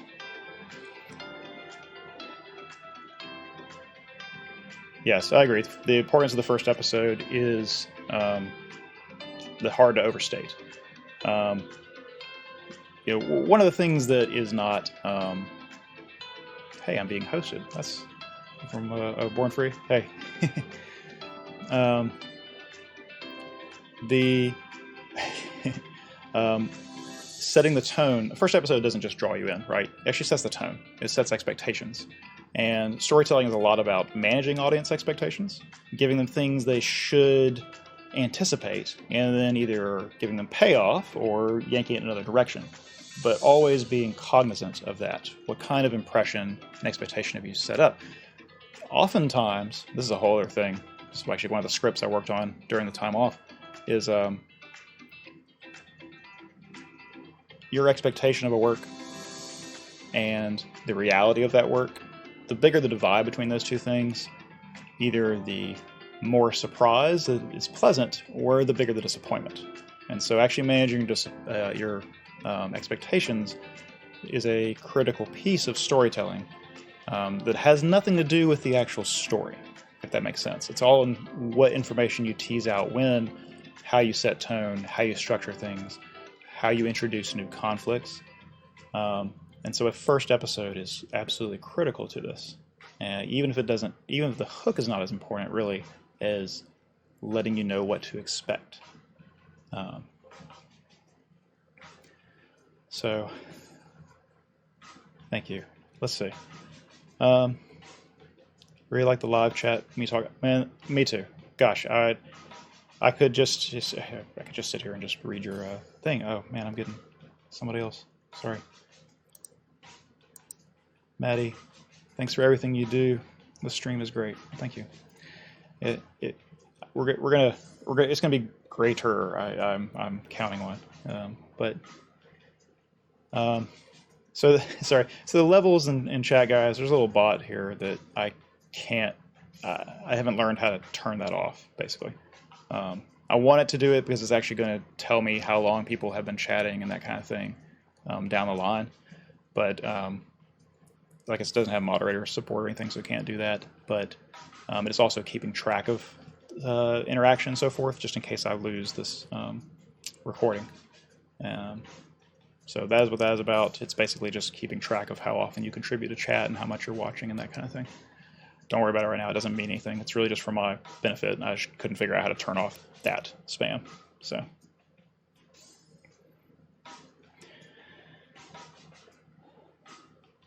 Let's see here. We're just missing a fireplace video in the corner, right? I'm going to just draw a fire back here on the whiteboard. Let's see here.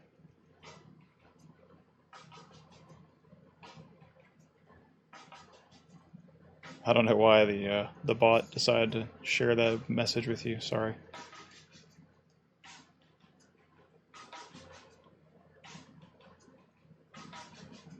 All right. Y'all did not want to see my my drawing. I promise you. I assure you. I think I actually talked about most of what I really want to talk about in this first episode. Obviously, like the thing that's building to the whole time is like, is he going to get in the robot? Is he actually going to fight this thing? I just want to show you this clip real quick because it goes back to what I was talking about. Just look at the contrast between the sleekness of the Evangelion and the environment it's in. And it's not just like it's because the Evangelion moves, which is something that happens in animation, where the thing that moves is cel-shaded and all that and easier to move. This is a very deliberate thing. Because when it gets out in the city and the things that explode and the buildings, they're not drawn that sharp either. Everything, the Evangelion, despite being, on top of being very alien, separates visually from the environment. It's obviously doesn't belong in the very same way that Shinji doesn't belong. And this seems like a very intentional choice to me.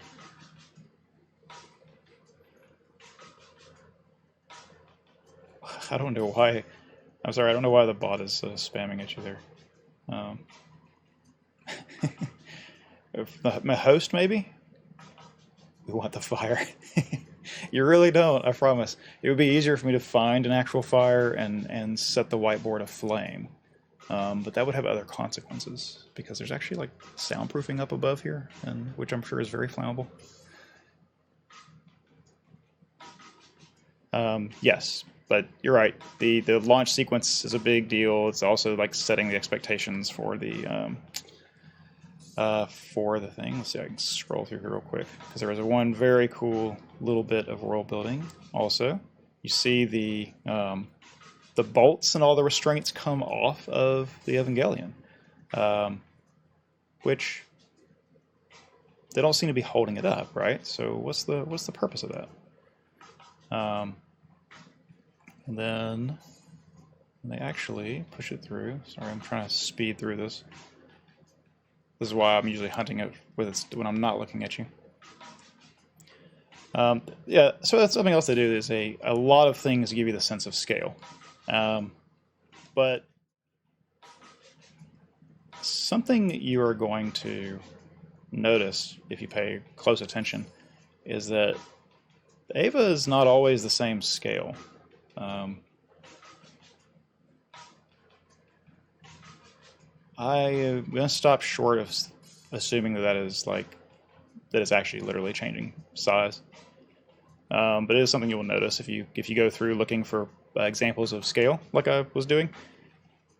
It's not always the same size, but they do always make a point to give you the sense of scale. Not just like next to buildings, that's obvious, but buildings are also kind of hard to relate to. It's back to that little, can you identify or not? So putting people around, not just the Evangelion, but like pieces that fall off, their armaments. There's a great shot, and I think in the next episode for that purpose. They never stop reminding you of how different these things are, right?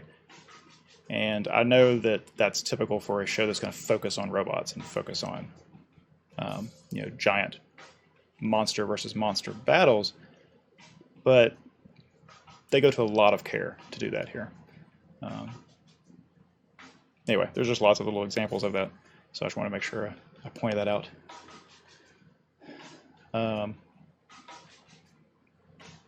Yeah, I mean, I actually agree. Like, you're saying his definition of scale is often true of magical mech shows. That, in one sense, not being a slave to making it perfectly proportional all the time makes it different than a real robot series. Okay, like the Gundams are the most famous example, where they actually go to great lengths to try to make sure that the robots all make sense. Truthfully, square cube rule means that these things would never actually be able to move their own accord. That's why there's kind of a hard limit to how big animals get on Earth for that reason. So having a loose interpretation of size is also a focus on that these are not really robots exactly. It's more like, what could this be a stand-in for? It could have been something else, right? It could have been some other kind of giant autonomous thing that they interface with. It didn't have to be robots necessarily.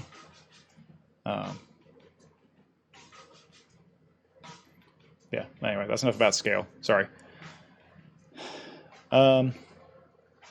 We are way over now for the next episode. I think I've gotten everything I wanted to say out of the way.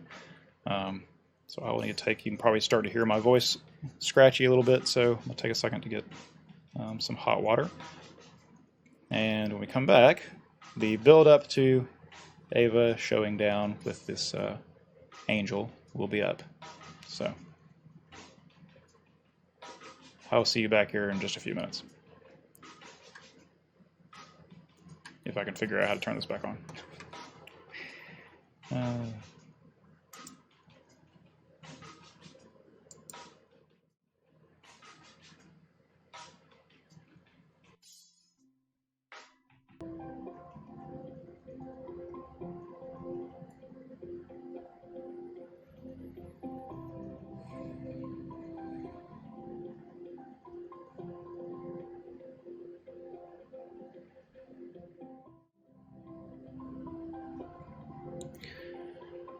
Okay.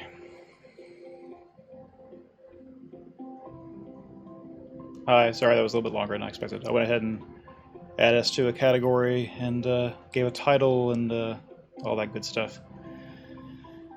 So,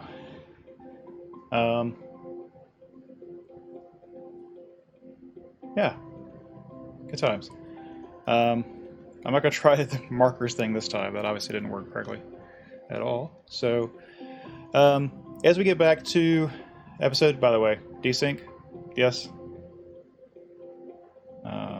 Yes, looks like.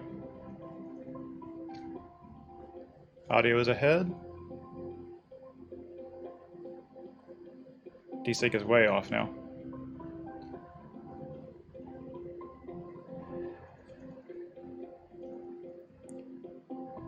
Are we in audio's ahead, you say? Okay, let's try this. Again, I don't know why it moves, especially. I can understand it being off all the time, but...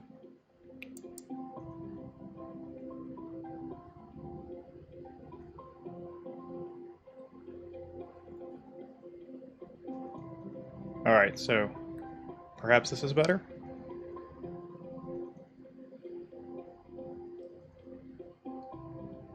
Whatever I did, now it's good?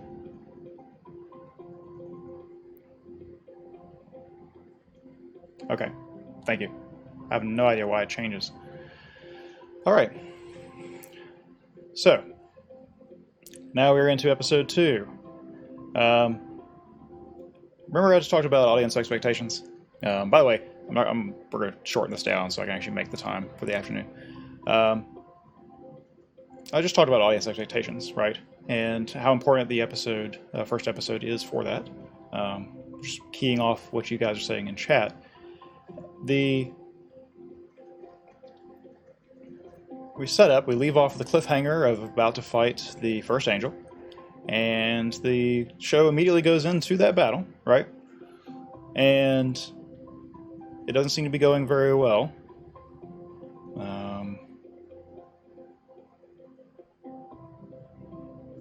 And then we skip ahead. The thing we were waiting a week, not us, but what you were originally waiting a week to see, is to see how this, and there's a lot of little world building in that actual battle, so we're not going to go through it all. There is a very nice, to the first time we actually have the Evangelion and Shinji connected and compared. The very first thing they wanted him to do is to just take a step, just literally take your first little baby steps, right?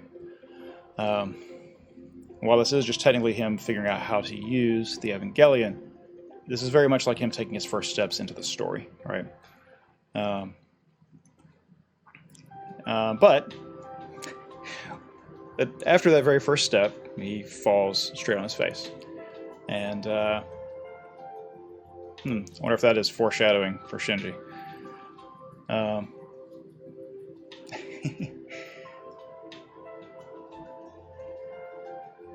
We learn a few things about the way the Evangelions work. They are connected to it when they feel pain. The pilot feels pain. It's obviously a much bigger connection than simply sitting in a seat and piloting.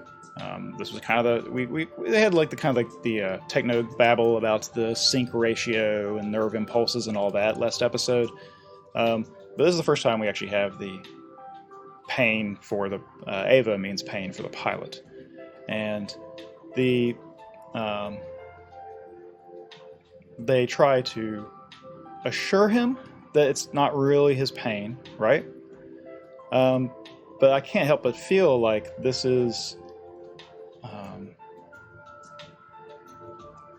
just the beginning of people trying to tell him to ignore his pain, right? That the pain for him in this conflict with the angel is very real to him, in the same way that his own the loneliness and the isolation that we'll talk about throughout the rest of this episode is very real to him. And so having this link that reinforces not just how linked they are, but that everyone else is telling him that the pain isn't real, right? If he just tries to take his first steps into this new life and falls in his face, it all seems very deliberate to me.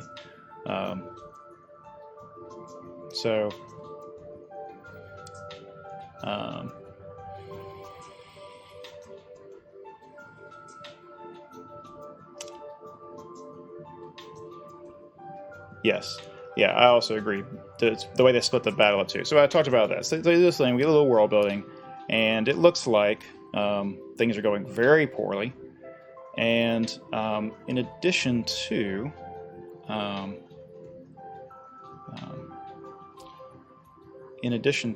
pretty sure it's the first time you see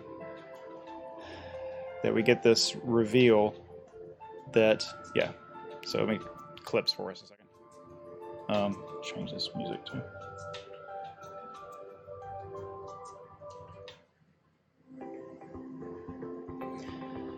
So for the first time, we get this injury to the Evangelion, and it sprays blood, right? So yeah, the pain Shinji might be feeling is not him, but this thing is obviously not just a robot. Something is up with this thing. It is closer to human than you would expect, and not just in shape, not just in design. This is outside of our expectations as well.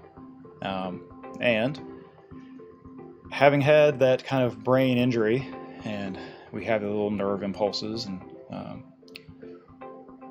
we do not get that battle resolved. It goes right into him waking up in the hospital.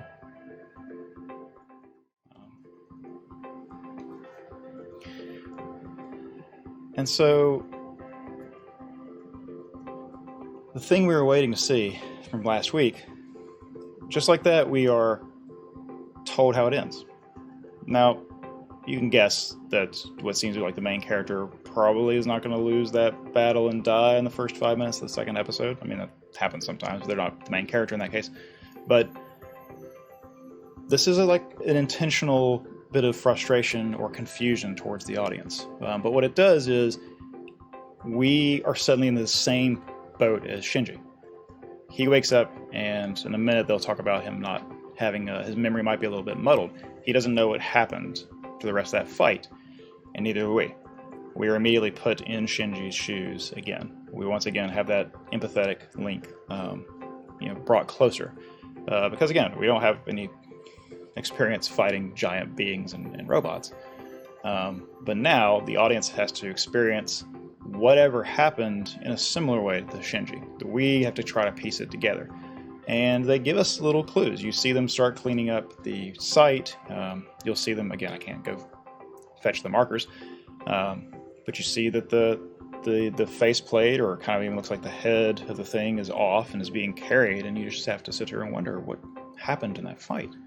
And then we'll pick it back up to the very end. And you think, though, well, you know the outcome. They obviously survived. There's obviously some more to that fight than we saw. But everyone seems to be alive, and no characters seem to be missing. And so we think we understood what happened. But what they're actually doing is setting us up to see that the battle did not actually go the way we might have expected. That it had some very unusual twists of its own. And so,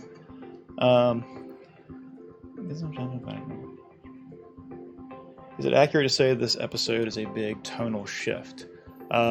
Yes, I think the first half tonal shift is very deliberate. By cutting the battle off in the middle and putting us into the hospital scenes. And these hospital scenes, let me go to this real quick. Hang on, I got another.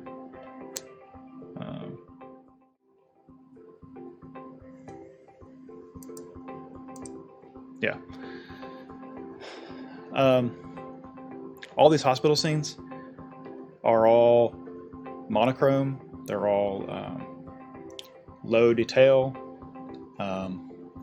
There is basically no dialogue in any of them. All right. They are as in contrast with that fight scene as you could possibly make it, without it just being a different show entirely. And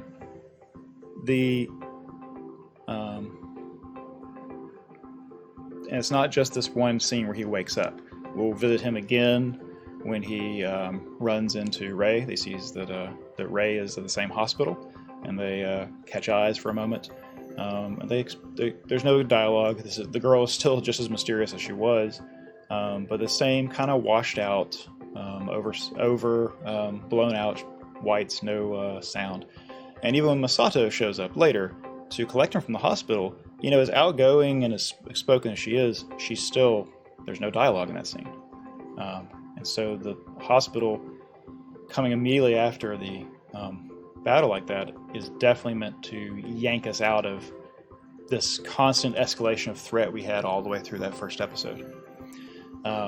And again, this is about establishing our expectations, because this series, this is not going to be the last time that we have this tonal yank of the world collapsing down to a single room, a single point of view.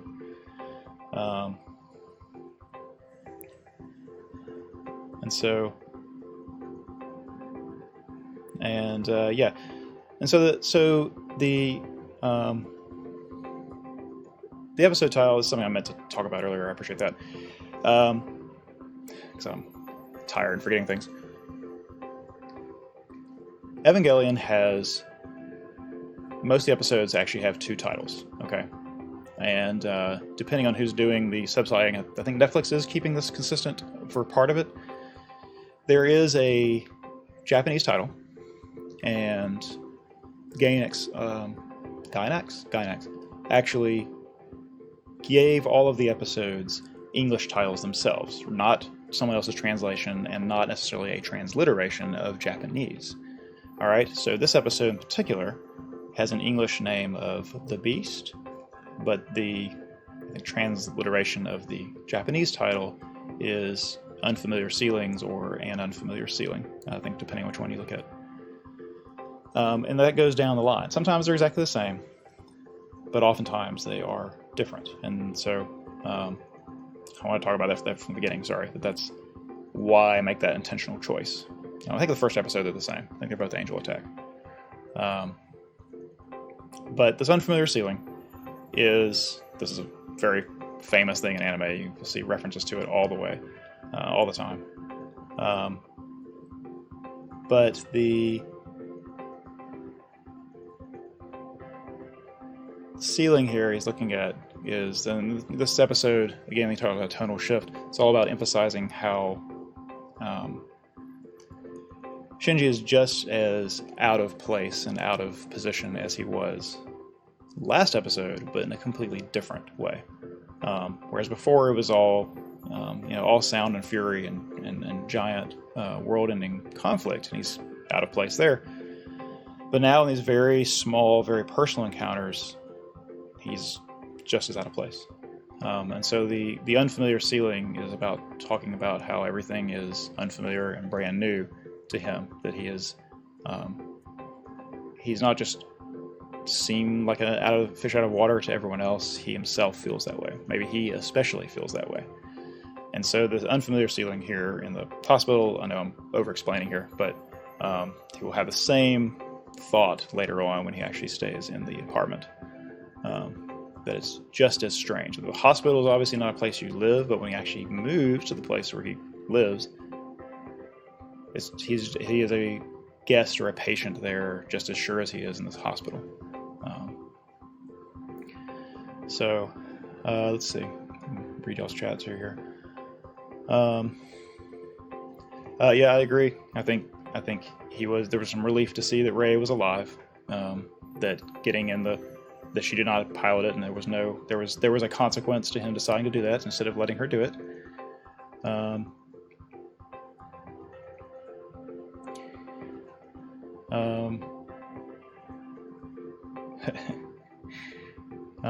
I'm trying to look at. I'm so sorry. Yes, I agree, Cal CD, that we took away Shinji's heroic overcoming. We're talking about the first battle now that was interrupted, but it takes away that moment of victory, of success, that it should have been building to, and it obviously must have happened, but we don't know how. But was it actually his victory or not? We don't know throughout most of this episode. And based on the way he's acting, he doesn't seem like the triumphant, the all hail the conquering hero, right?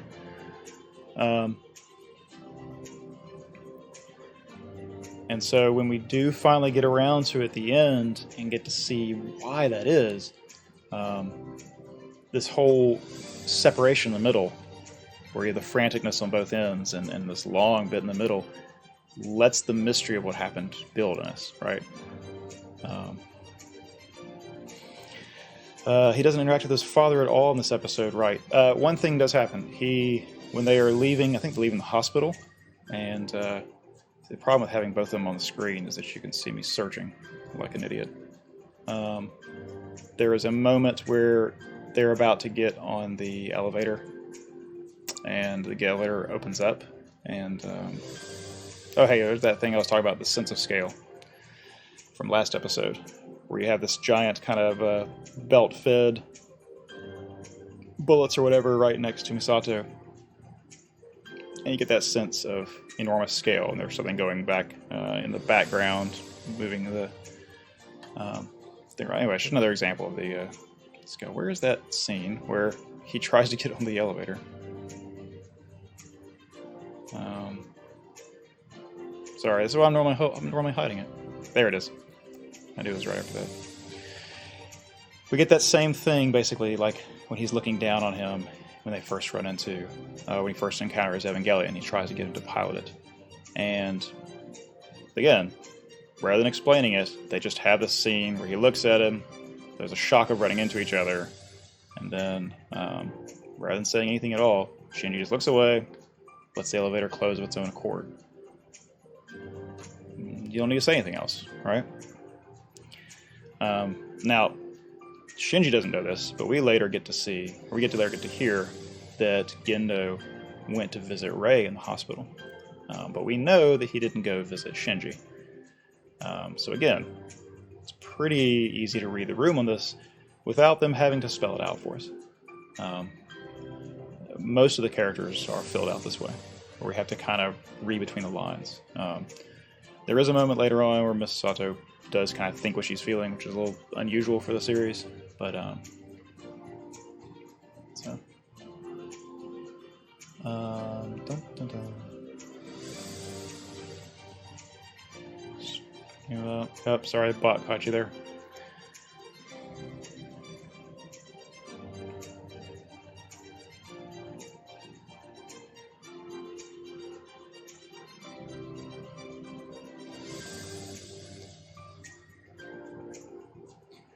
Yeah, there's a lot of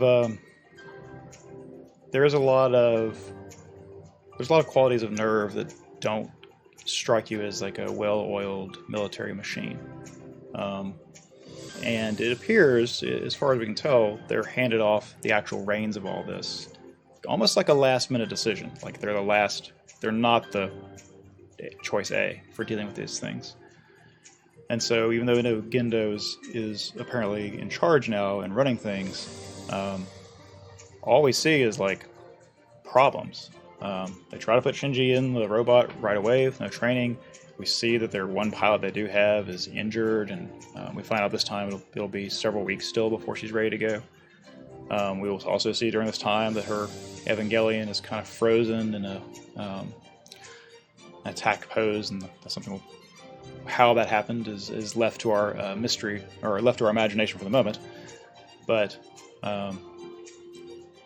just Misato went out to fetch him in the middle of all that instead of some kind of armored caravan. Well,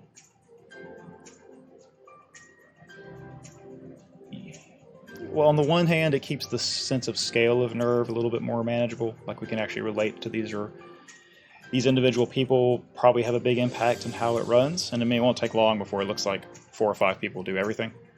And that makes it more relatable to us. But it also like increases the threat of the angels, because there's not a well-oiled machine apparently squared up to meet them.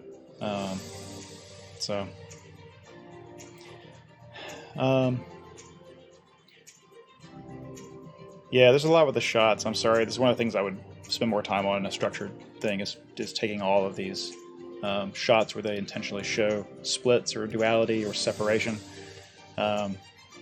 What's happening in scene echoes what's happening in the characters' internal selves a lot. This is definitely one of the things that kind of took the industry by storm, is that not that it was a new idea, but the fact that you could do it in anime and it could be popular, that was more of a new idea. So let me get back to...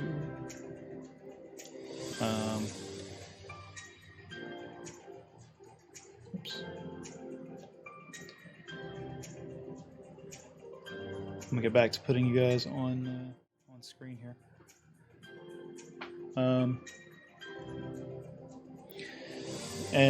Yeah, so tonally we had this big shift in the middle.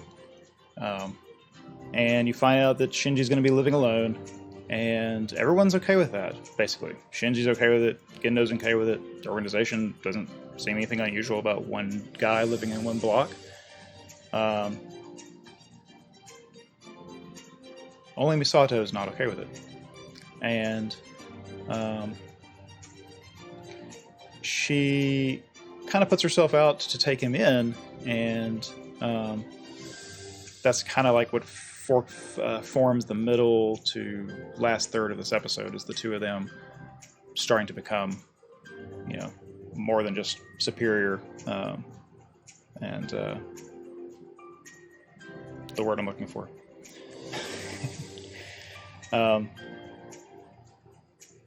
But even in that, even despite being taken into her home, Shinji is still alone, right? He's still isolated. He's still outside. The one thing she does that I think is really pretty a great gesture of hers. So I think there's a lot of very kind of cool symbolism, and really I think the only thing in the whole episode that makes Shinji smile is she takes him up to the Overlook. She does it. She knows when this is going to happen, and he looks out of the city at first and is commenting about how bare it looks and deserted it looks. But then, of course, we have the city rises up from the ground. All the skyscrapers that retract down into the geofront, the inverted city, rise up just at sunrise. And you can tell this really makes an impression on Shinji, right? It's like, I think the only real positive thing, the only positive reaction he shows the entire episode. But I feel like he could definitely see a lot of himself in this city. That he too could rise up out of whatever. That the city is not deserted and bare and a wasteland. There is, in fact, a city under all that. There is a whole metropolis under all that. And I think this is more than just a visually impressive thing for him. I think this is actually, for a moment there, he feels pretty inspired by the fact that the city just rises back up.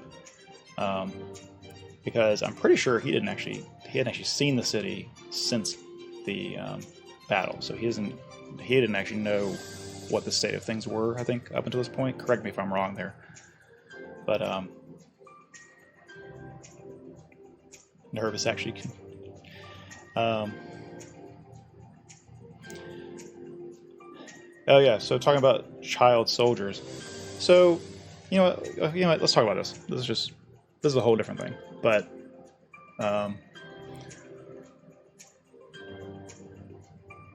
there's one good reason. There's one very mercenary reason to make teenagers pilot your giant robots in anime series. And one of those is that your intended audience is a bunch of teenagers and you want them to relate. But the other is that it allows you, and like Gundam especially does this, it allows you to comment on the nature of war by putting child soldiers, putting them into conflict for someone else's end. It makes some of the costs of war seem higher because we aren't normally used to it being children actually put in the line of things. And I think Evangelion isn't... I think they are intentionally ramping that up. They want that to be even more uncomfortable. And so, we're talking about the exploitation and how everyone around Shinji is essentially using him, and you're correct. And I think that is actually just piling on that child soldier idea, right? That it's stripping the facade even further away, right? That there will end up being very, probably a good reason for this. They say as the last episode that he's the only one can do this, and I think in this episode, again, I don't have my timestamp, but they talk about how only certain children can do it. So they have in-universe reasons for it, but that's different than decisions that drive the creators to choose this. Because they're surrounded by all these adults who are military people, but none of them are actually in it. And so by putting children into that situation, you draw attention to the cost of conflict. But something Evangelion does do different than some of the other Real Robot series is treat the children like children, right? Like, depending on your age, Shinji might come across as kind of a whiny brat, and that is not a strange characterization for a teenage kid who has some trauma and put into a situation way beyond the ken.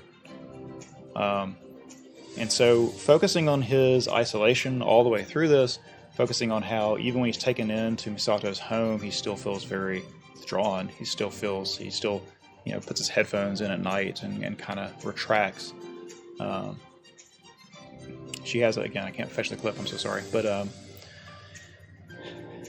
where she encourages him to take a bath, and it says it'll clean his soul. And oh, look at that, she found it. But he has adopted his take. When he gets in the bath, now he's particularly alone, and he's alone with his thoughts, which is even worse for him.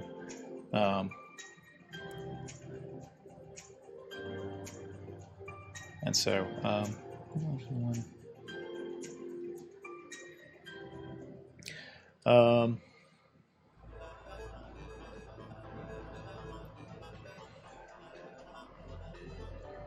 yeah, I know it's hard to talk about Evangelion the way it very much parcels out information. I do want to kind of point out there are things that, like, these aren't explained for us right now, but the fact that we pay attention to it means we probably it'll come back in time. But I would probably not say which ones are explained and not, because that will definitely form your expectations for the series. And I'm not blameless in this either, because it's hard. I'm trying to watch these as I go through this to help me remember exactly how much information you're supposed to know at this point. But tipping your hand about, well, that will be explained or that won't be, does kind of direct the way people think.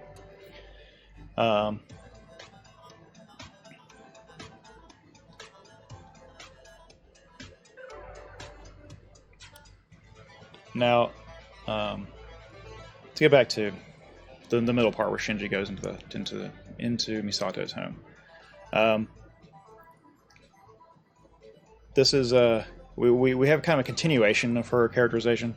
The thing last time where he had an impression of her as, you act a lot younger than you seem to be, which I'm not sure if she's more offended that she might look older than he thinks, or that she acts younger. Maybe some of column A and some of column B. But once he actually sees beyond the front she keeps up, that does not improve his opinion. She definitely lives like she is,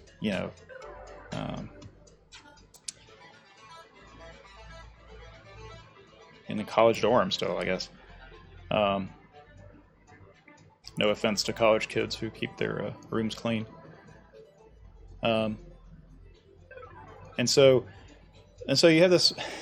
It's not that we've seen a lot of examples of Shinji being very responsible, okay? But this definitely strikes him as odd, right? Like, this perturbs him, or he finds it, kind of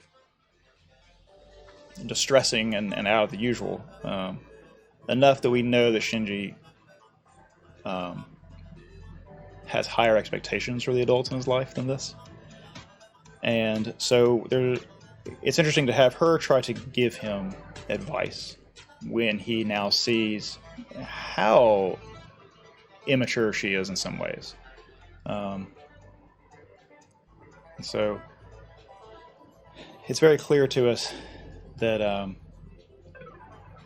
she has not a double life, but she's very, she has a front she puts up, and it's very different than the reality when you pull back the veil. But the thing is, she's not ashamed of the way it looks, right? I mean, he looks through her meager larder here, and he's very obviously he's judging her pretty hardcore, right? But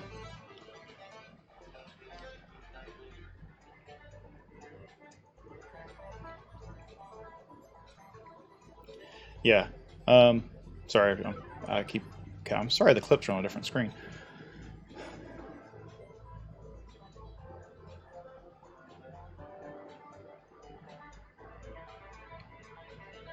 Yeah, so here's a situation where, to talk about the Misato Shinji relationship, especially at this point, we don't know anything about Shinji's family aside from his father. And boy, you can't not get the right read on that, right? And so in addition to all of Shinji's other factors that make him lonely, he clearly has no family support either. So Misato kind of, I think, inserts herself here. And while I do believe there is some empathy link there, that it is I missed what you're saying, but someone said the same thing, that like it's very similar to Shinji seeing Rei in distress and can't ignore it anymore, and then her seeing how alone Shinji is, she can't ignore it anymore. So she takes him in, and yes, there's some pragmatism to that because she needs him to pilot, just like they all do. But she will later close the distance between them by pointing out his relationship with his father and saying that she was similar. All right. So I think despite her maybe lack of credentials as a parent figure, this is her inserting herself into that gap. All right. Like, I think this is her, and it's not a true parent-child relationship at all.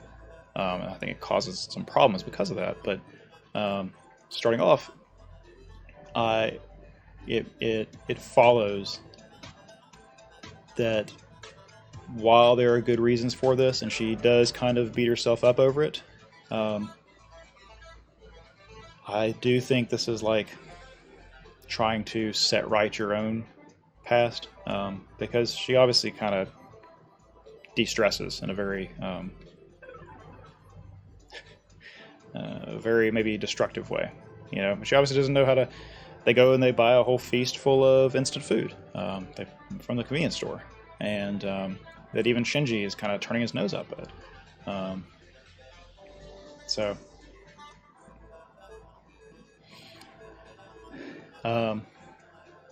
That beer you can get in really, yes. Yeah, and it makes her relatable too. KC Supersonic talking about everyone has something missing in their lives, and no one has it all together. Just in case you ever thought I had it all together, the stream proves not so much. The Misato, you can tell by the way everyone treats her. Her coworkers, that they see her as a little bit, can be a little bit of a handful. But we also know she wouldn't be in charge of all this if she had no capabilities. But then when you see the veil pulled back further, you see how flawed she is. And so it wastes no time in letting us know that everybody's got this side to them. And it's not just on the level of making decisions about saving the world or getting in piloting these things or fighting against angels, that parent-child issues are a problem. Lots of people have that problem. Loneliness is something that she can relate to. You get that sense. She doesn't seem like the kind of person who would be lonely now, but she's the only one that found it unconscionable to let him live alone. And even he didn't. I mean, that's just him saying that. It's hard to say at this point at that exact moment if he was okay with that, because I'm sure living with her is a bit of a handful for him as well. So, and yeah, okay. Lord Fire TR, that she's sexy and carefree with her general attire, live with a 14-year-old boy she just met for the first time.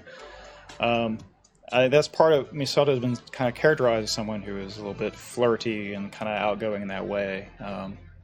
And, you know, there is the old story trope about girl, father, absent father problems will sometimes be more flirty, exaggeratedly feminine. And so I don't think she has a sense of what is appropriate for a 14-year-old boy. She even jokes about not putting the moves on him, right? And like, which just apparently was wildly inappropriate. But not the first time she says it. Again, I can't clip hunt for you, but you get the impression that's not just a one-off from her, right?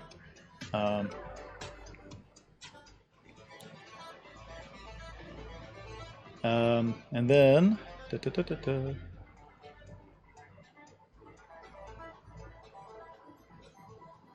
yeah, they play right, and they play rock paper scissors for and desync and it fixes itself. Oh, I don't know what's going on, guys. I mean, I turned the bitrate down too to try to make it better, and that's obviously not fixing it. But yeah, they assign chores with rock paper scissors, and even though Shinji obviously ends up with a disproportionate number of chores, she's perfectly okay with that. And I think that's just kind of a carefree She-One, not caring about the thing, like she's back in like she's been in high school herself. But at the same time, she's maybe inappropriate with him, but she is kind of not affected when he comes out of the bath nude. Like, she just kind of like nonchalant. You might want to cover that up. Doesn't freak out, doesn't get embarrassed. He does, of course. But I think at that point, that's definitely a adult child separation between there. So they at least don't make that inconclusive at that moment. But it's still, we get a real good sense that she doesn't know how to adult, and she definitely doesn't know how to parent. But for Shinji, at this point in the city, man, she's the best he's got. And so, as obviously distressed or kind of uncomfortable with the situation he is, makes no complaints, doesn't run away. There's no hint at all that he's going to think. Now, he's not comfortable there, right? And I want to imply that. You know, he first starts off with the, you know, I'm going to butcher it, but, you know, pardon the interruption. The thing you say when you visit other people's houses. Instead of saying the Tadaima, Okaidi, call and return that you do when you come into your own home. And she has to force him to do that. And she's trying to bridge that gap between them the same way that in episode 1, when they meet, she insists that he call her Misato to get on a first name basis from the word go. So she's trying to reach across that gap, while Shinji is obviously uncomfortable with it, but he doesn't push her away to the same degree he pushes everyone else away.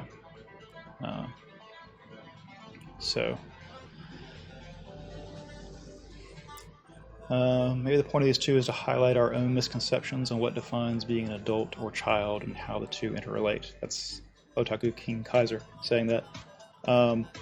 Yes, they both have problems. They share them and externalize them differently. I think the two of them were set up to have a similar, the fact they both have father issues, the fact that they both are concerned with the very small things despite the scale of things, but they are opposites in so many ways. And by forcing them into the same situation, you get to see that contrast over and over again. And so, independent of how they act with other people, and you can see she is very different with other people than she is with Shinji. How they are with each other isn't even necessarily their real self. It's actually another side of how each of them deals with what they do well, what they do not do well. Um, dun, dun, dun.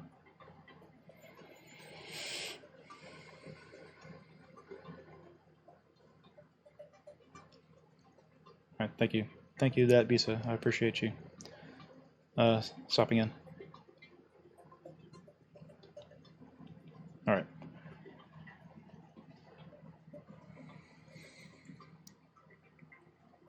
Anyway, that's enough about the living situation. It'll come back up. There's a little bit of world building with like the penguin, and she refers to it as a kind of a warm, the hot springs penguin. I think is how they're doing it for Netflix. I think it's just one more little thing to indicate to us that the world is a little bit different than it was. We briefly get a look at the failed Unit 0 activation. And you see this thing is very brief, but you see this thing inserted into the back of it, the same place where we saw the entry plug go in earlier. And it's this cross-shaped thing. All right. And it's not named at this point. I'm not sure if it names it in the show. It's one of those things you figure out later. But this is the end scene here, or the end battle. Has a lot of cross imagery. And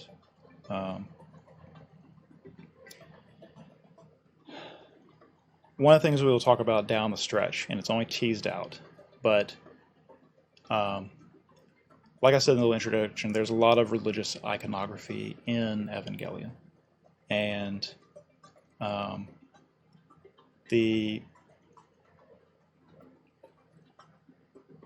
it's often enough that you can't mistake it, right? And there's not enough to do any kind of interpretation yet, but we've definitely had little things teased out at us. Just the name of the angels themselves would be enough, but then having the cross imagery all throughout that battle, seeing it here with the Evangelion as well, you start to understand it's deliberate. You start to understand that the reaching for these religious symbols is a very deliberate thing. So you have to start wondering why these things. What does it mean exactly? And we won't go into that yet. But I just wanted to point out because I think this might be the only time you see this thing, honestly. There's lots of very obvious ones in the battle.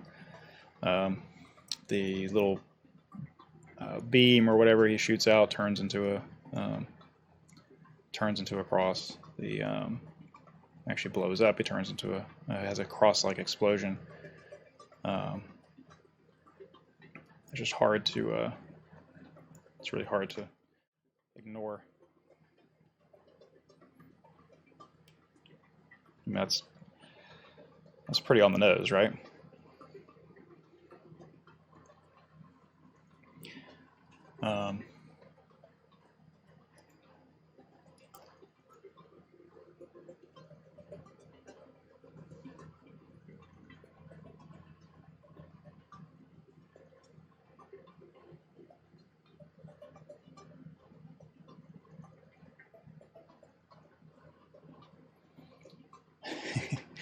So that is a tire iron until now.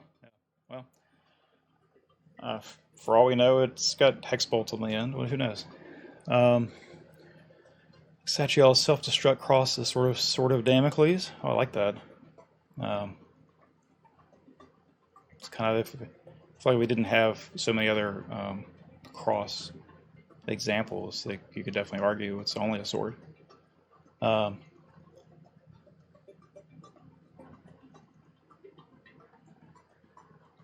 No, yeah, sorry, I went. I was clip searching for a second there off the one that shows, but to no avail.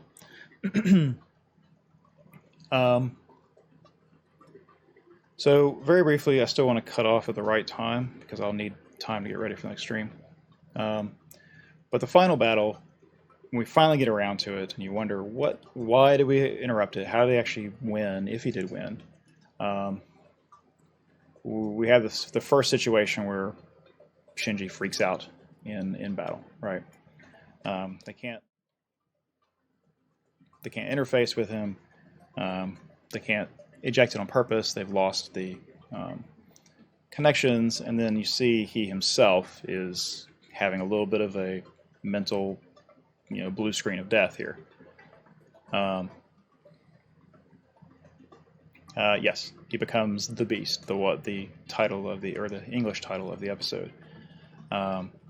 And then, quite independent of itself, I mean, you see the thing open up. Now looks very, very beast-like, much more like an organic thing.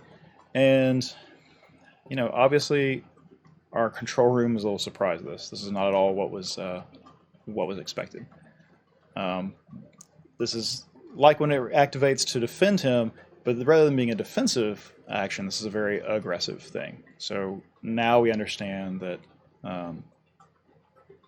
there's a little more to this than just, it's protecting its pilot or something like that. Like, is this thing actually empathetically linked to Shinji because of how he feels in these two moments, or does it have a mind of its own?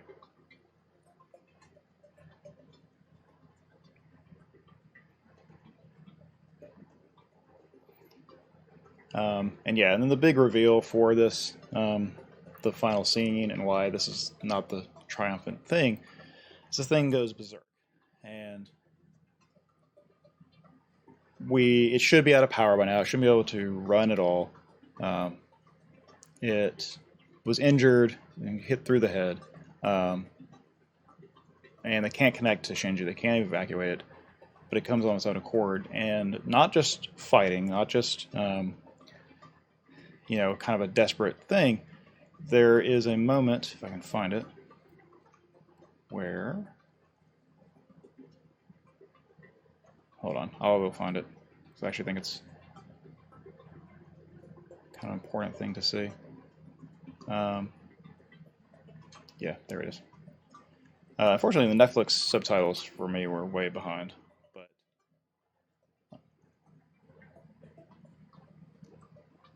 But after the little fight and the first exchange of blows, and the Ava's still in this quote-unquote berserk state, they know they've won. Now, we don't know that. Why? I don't know why they know that, but this again indicates that this is not an unexpected outcome. This is not a surprise to some people. It's a surprise to a lot of the people in Nerve. But our main guys running the show are not distressed or put out by this at all. So that just further mystery that this is not the Ava acting in some unexpected, bizarre fashion to everyone. It's just obviously some people don't know the length of things.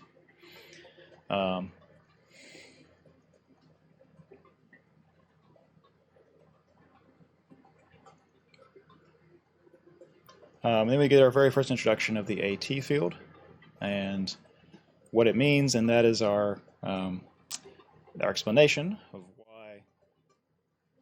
why the conventional weapons did not work earlier. It appears you can't see the thing until it runs into... We'll see the Evangelion has its own AT field, and the way they interact with each other just helps us understand not just that this is the special kind of defensive thing that makes them ultimate weapons and blah, blah, blah, but that these things are similar to one another. That they are, despite how they look, we're not so different, you and I. And then seeing the ease with which the Berserk Ava can tear through the thing really sets our expectations about how Evangelion versus Angel battles go. In fact, for the first time, you understand why they went to all this trouble, why the Evangelions are this ace in the hole. Because this is the thing that blocked the N2 mine, right? And Unit 1 makes short work of it once it's properly motivated. Let's see if I can find the actual tear out here. Oh yeah, we see Evangelion regenerate its own arm, which is something we only saw the Angel do, which also helps us see at this point that these things have a lot in common, despite they looking a little bit different. These two look relatively similar, but the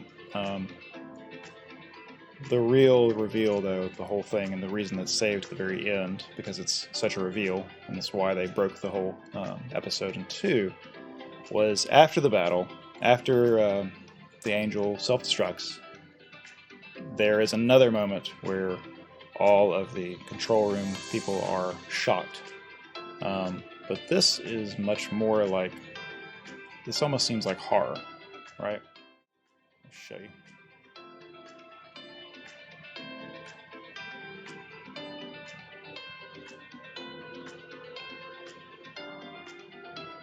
I'm sorry, the sync is way out of place. And there again is Gendo, all too confident in what's happening and all too happy with it.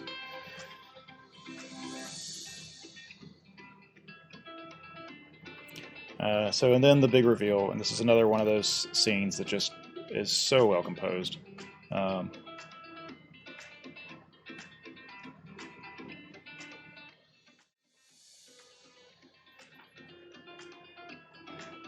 We can't tell what they're looking at, right? It looks the same to us in silhouette at this point, right? We could see that just the one eye, we already saw that injury, right, from the impact. So there is still holding on the tension for the audience and the mystery of what this could be. And then, again, just like how at the very beginning, it put us into Shinji's point of view by skipping to the end, just like he didn't remember things. We now, again, the audience is experiencing and learning things the same moment as Shinji. All the stuff comes back online. He can finally see outside. We don't actually get a sense if he knew what was happening during all that.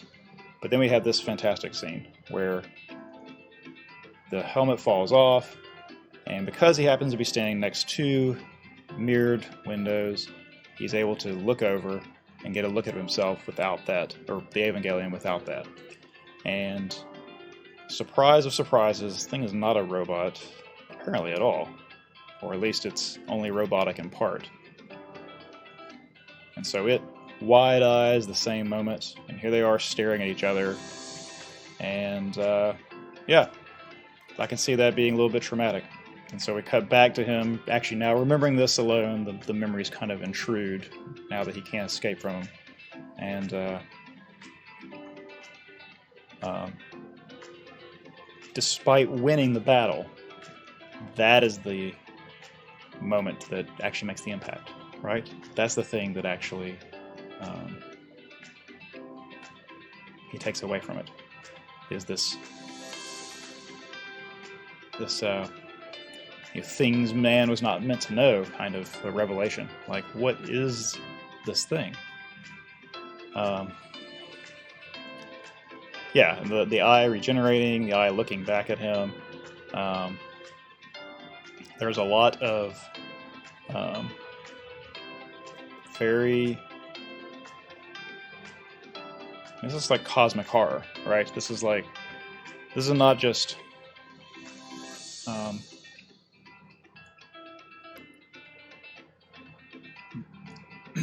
seeing that there is something under there that has an eye and has apparently what looks like very alien flesh and all that, and you're riding around the thing, is a whole level more upsetting than just being asked to pilot a giant robot and fight these angels, right?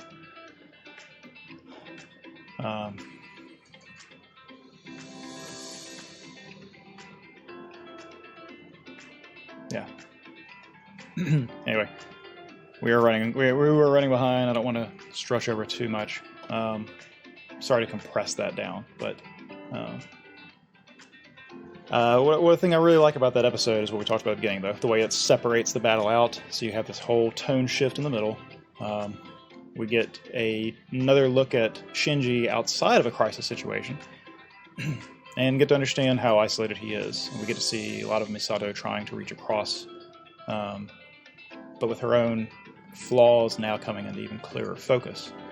And so subverting the triumphant first battle to turn it into this actual sense of horror for Shinji. Despite everything, is again, our expectations for the series are now set. That this is not just going to be a long setback and triumph, normal kind of escalating conflict, escalating counter to the conflict. This is something else. So, right? Like it wasn't bad enough to ask him to...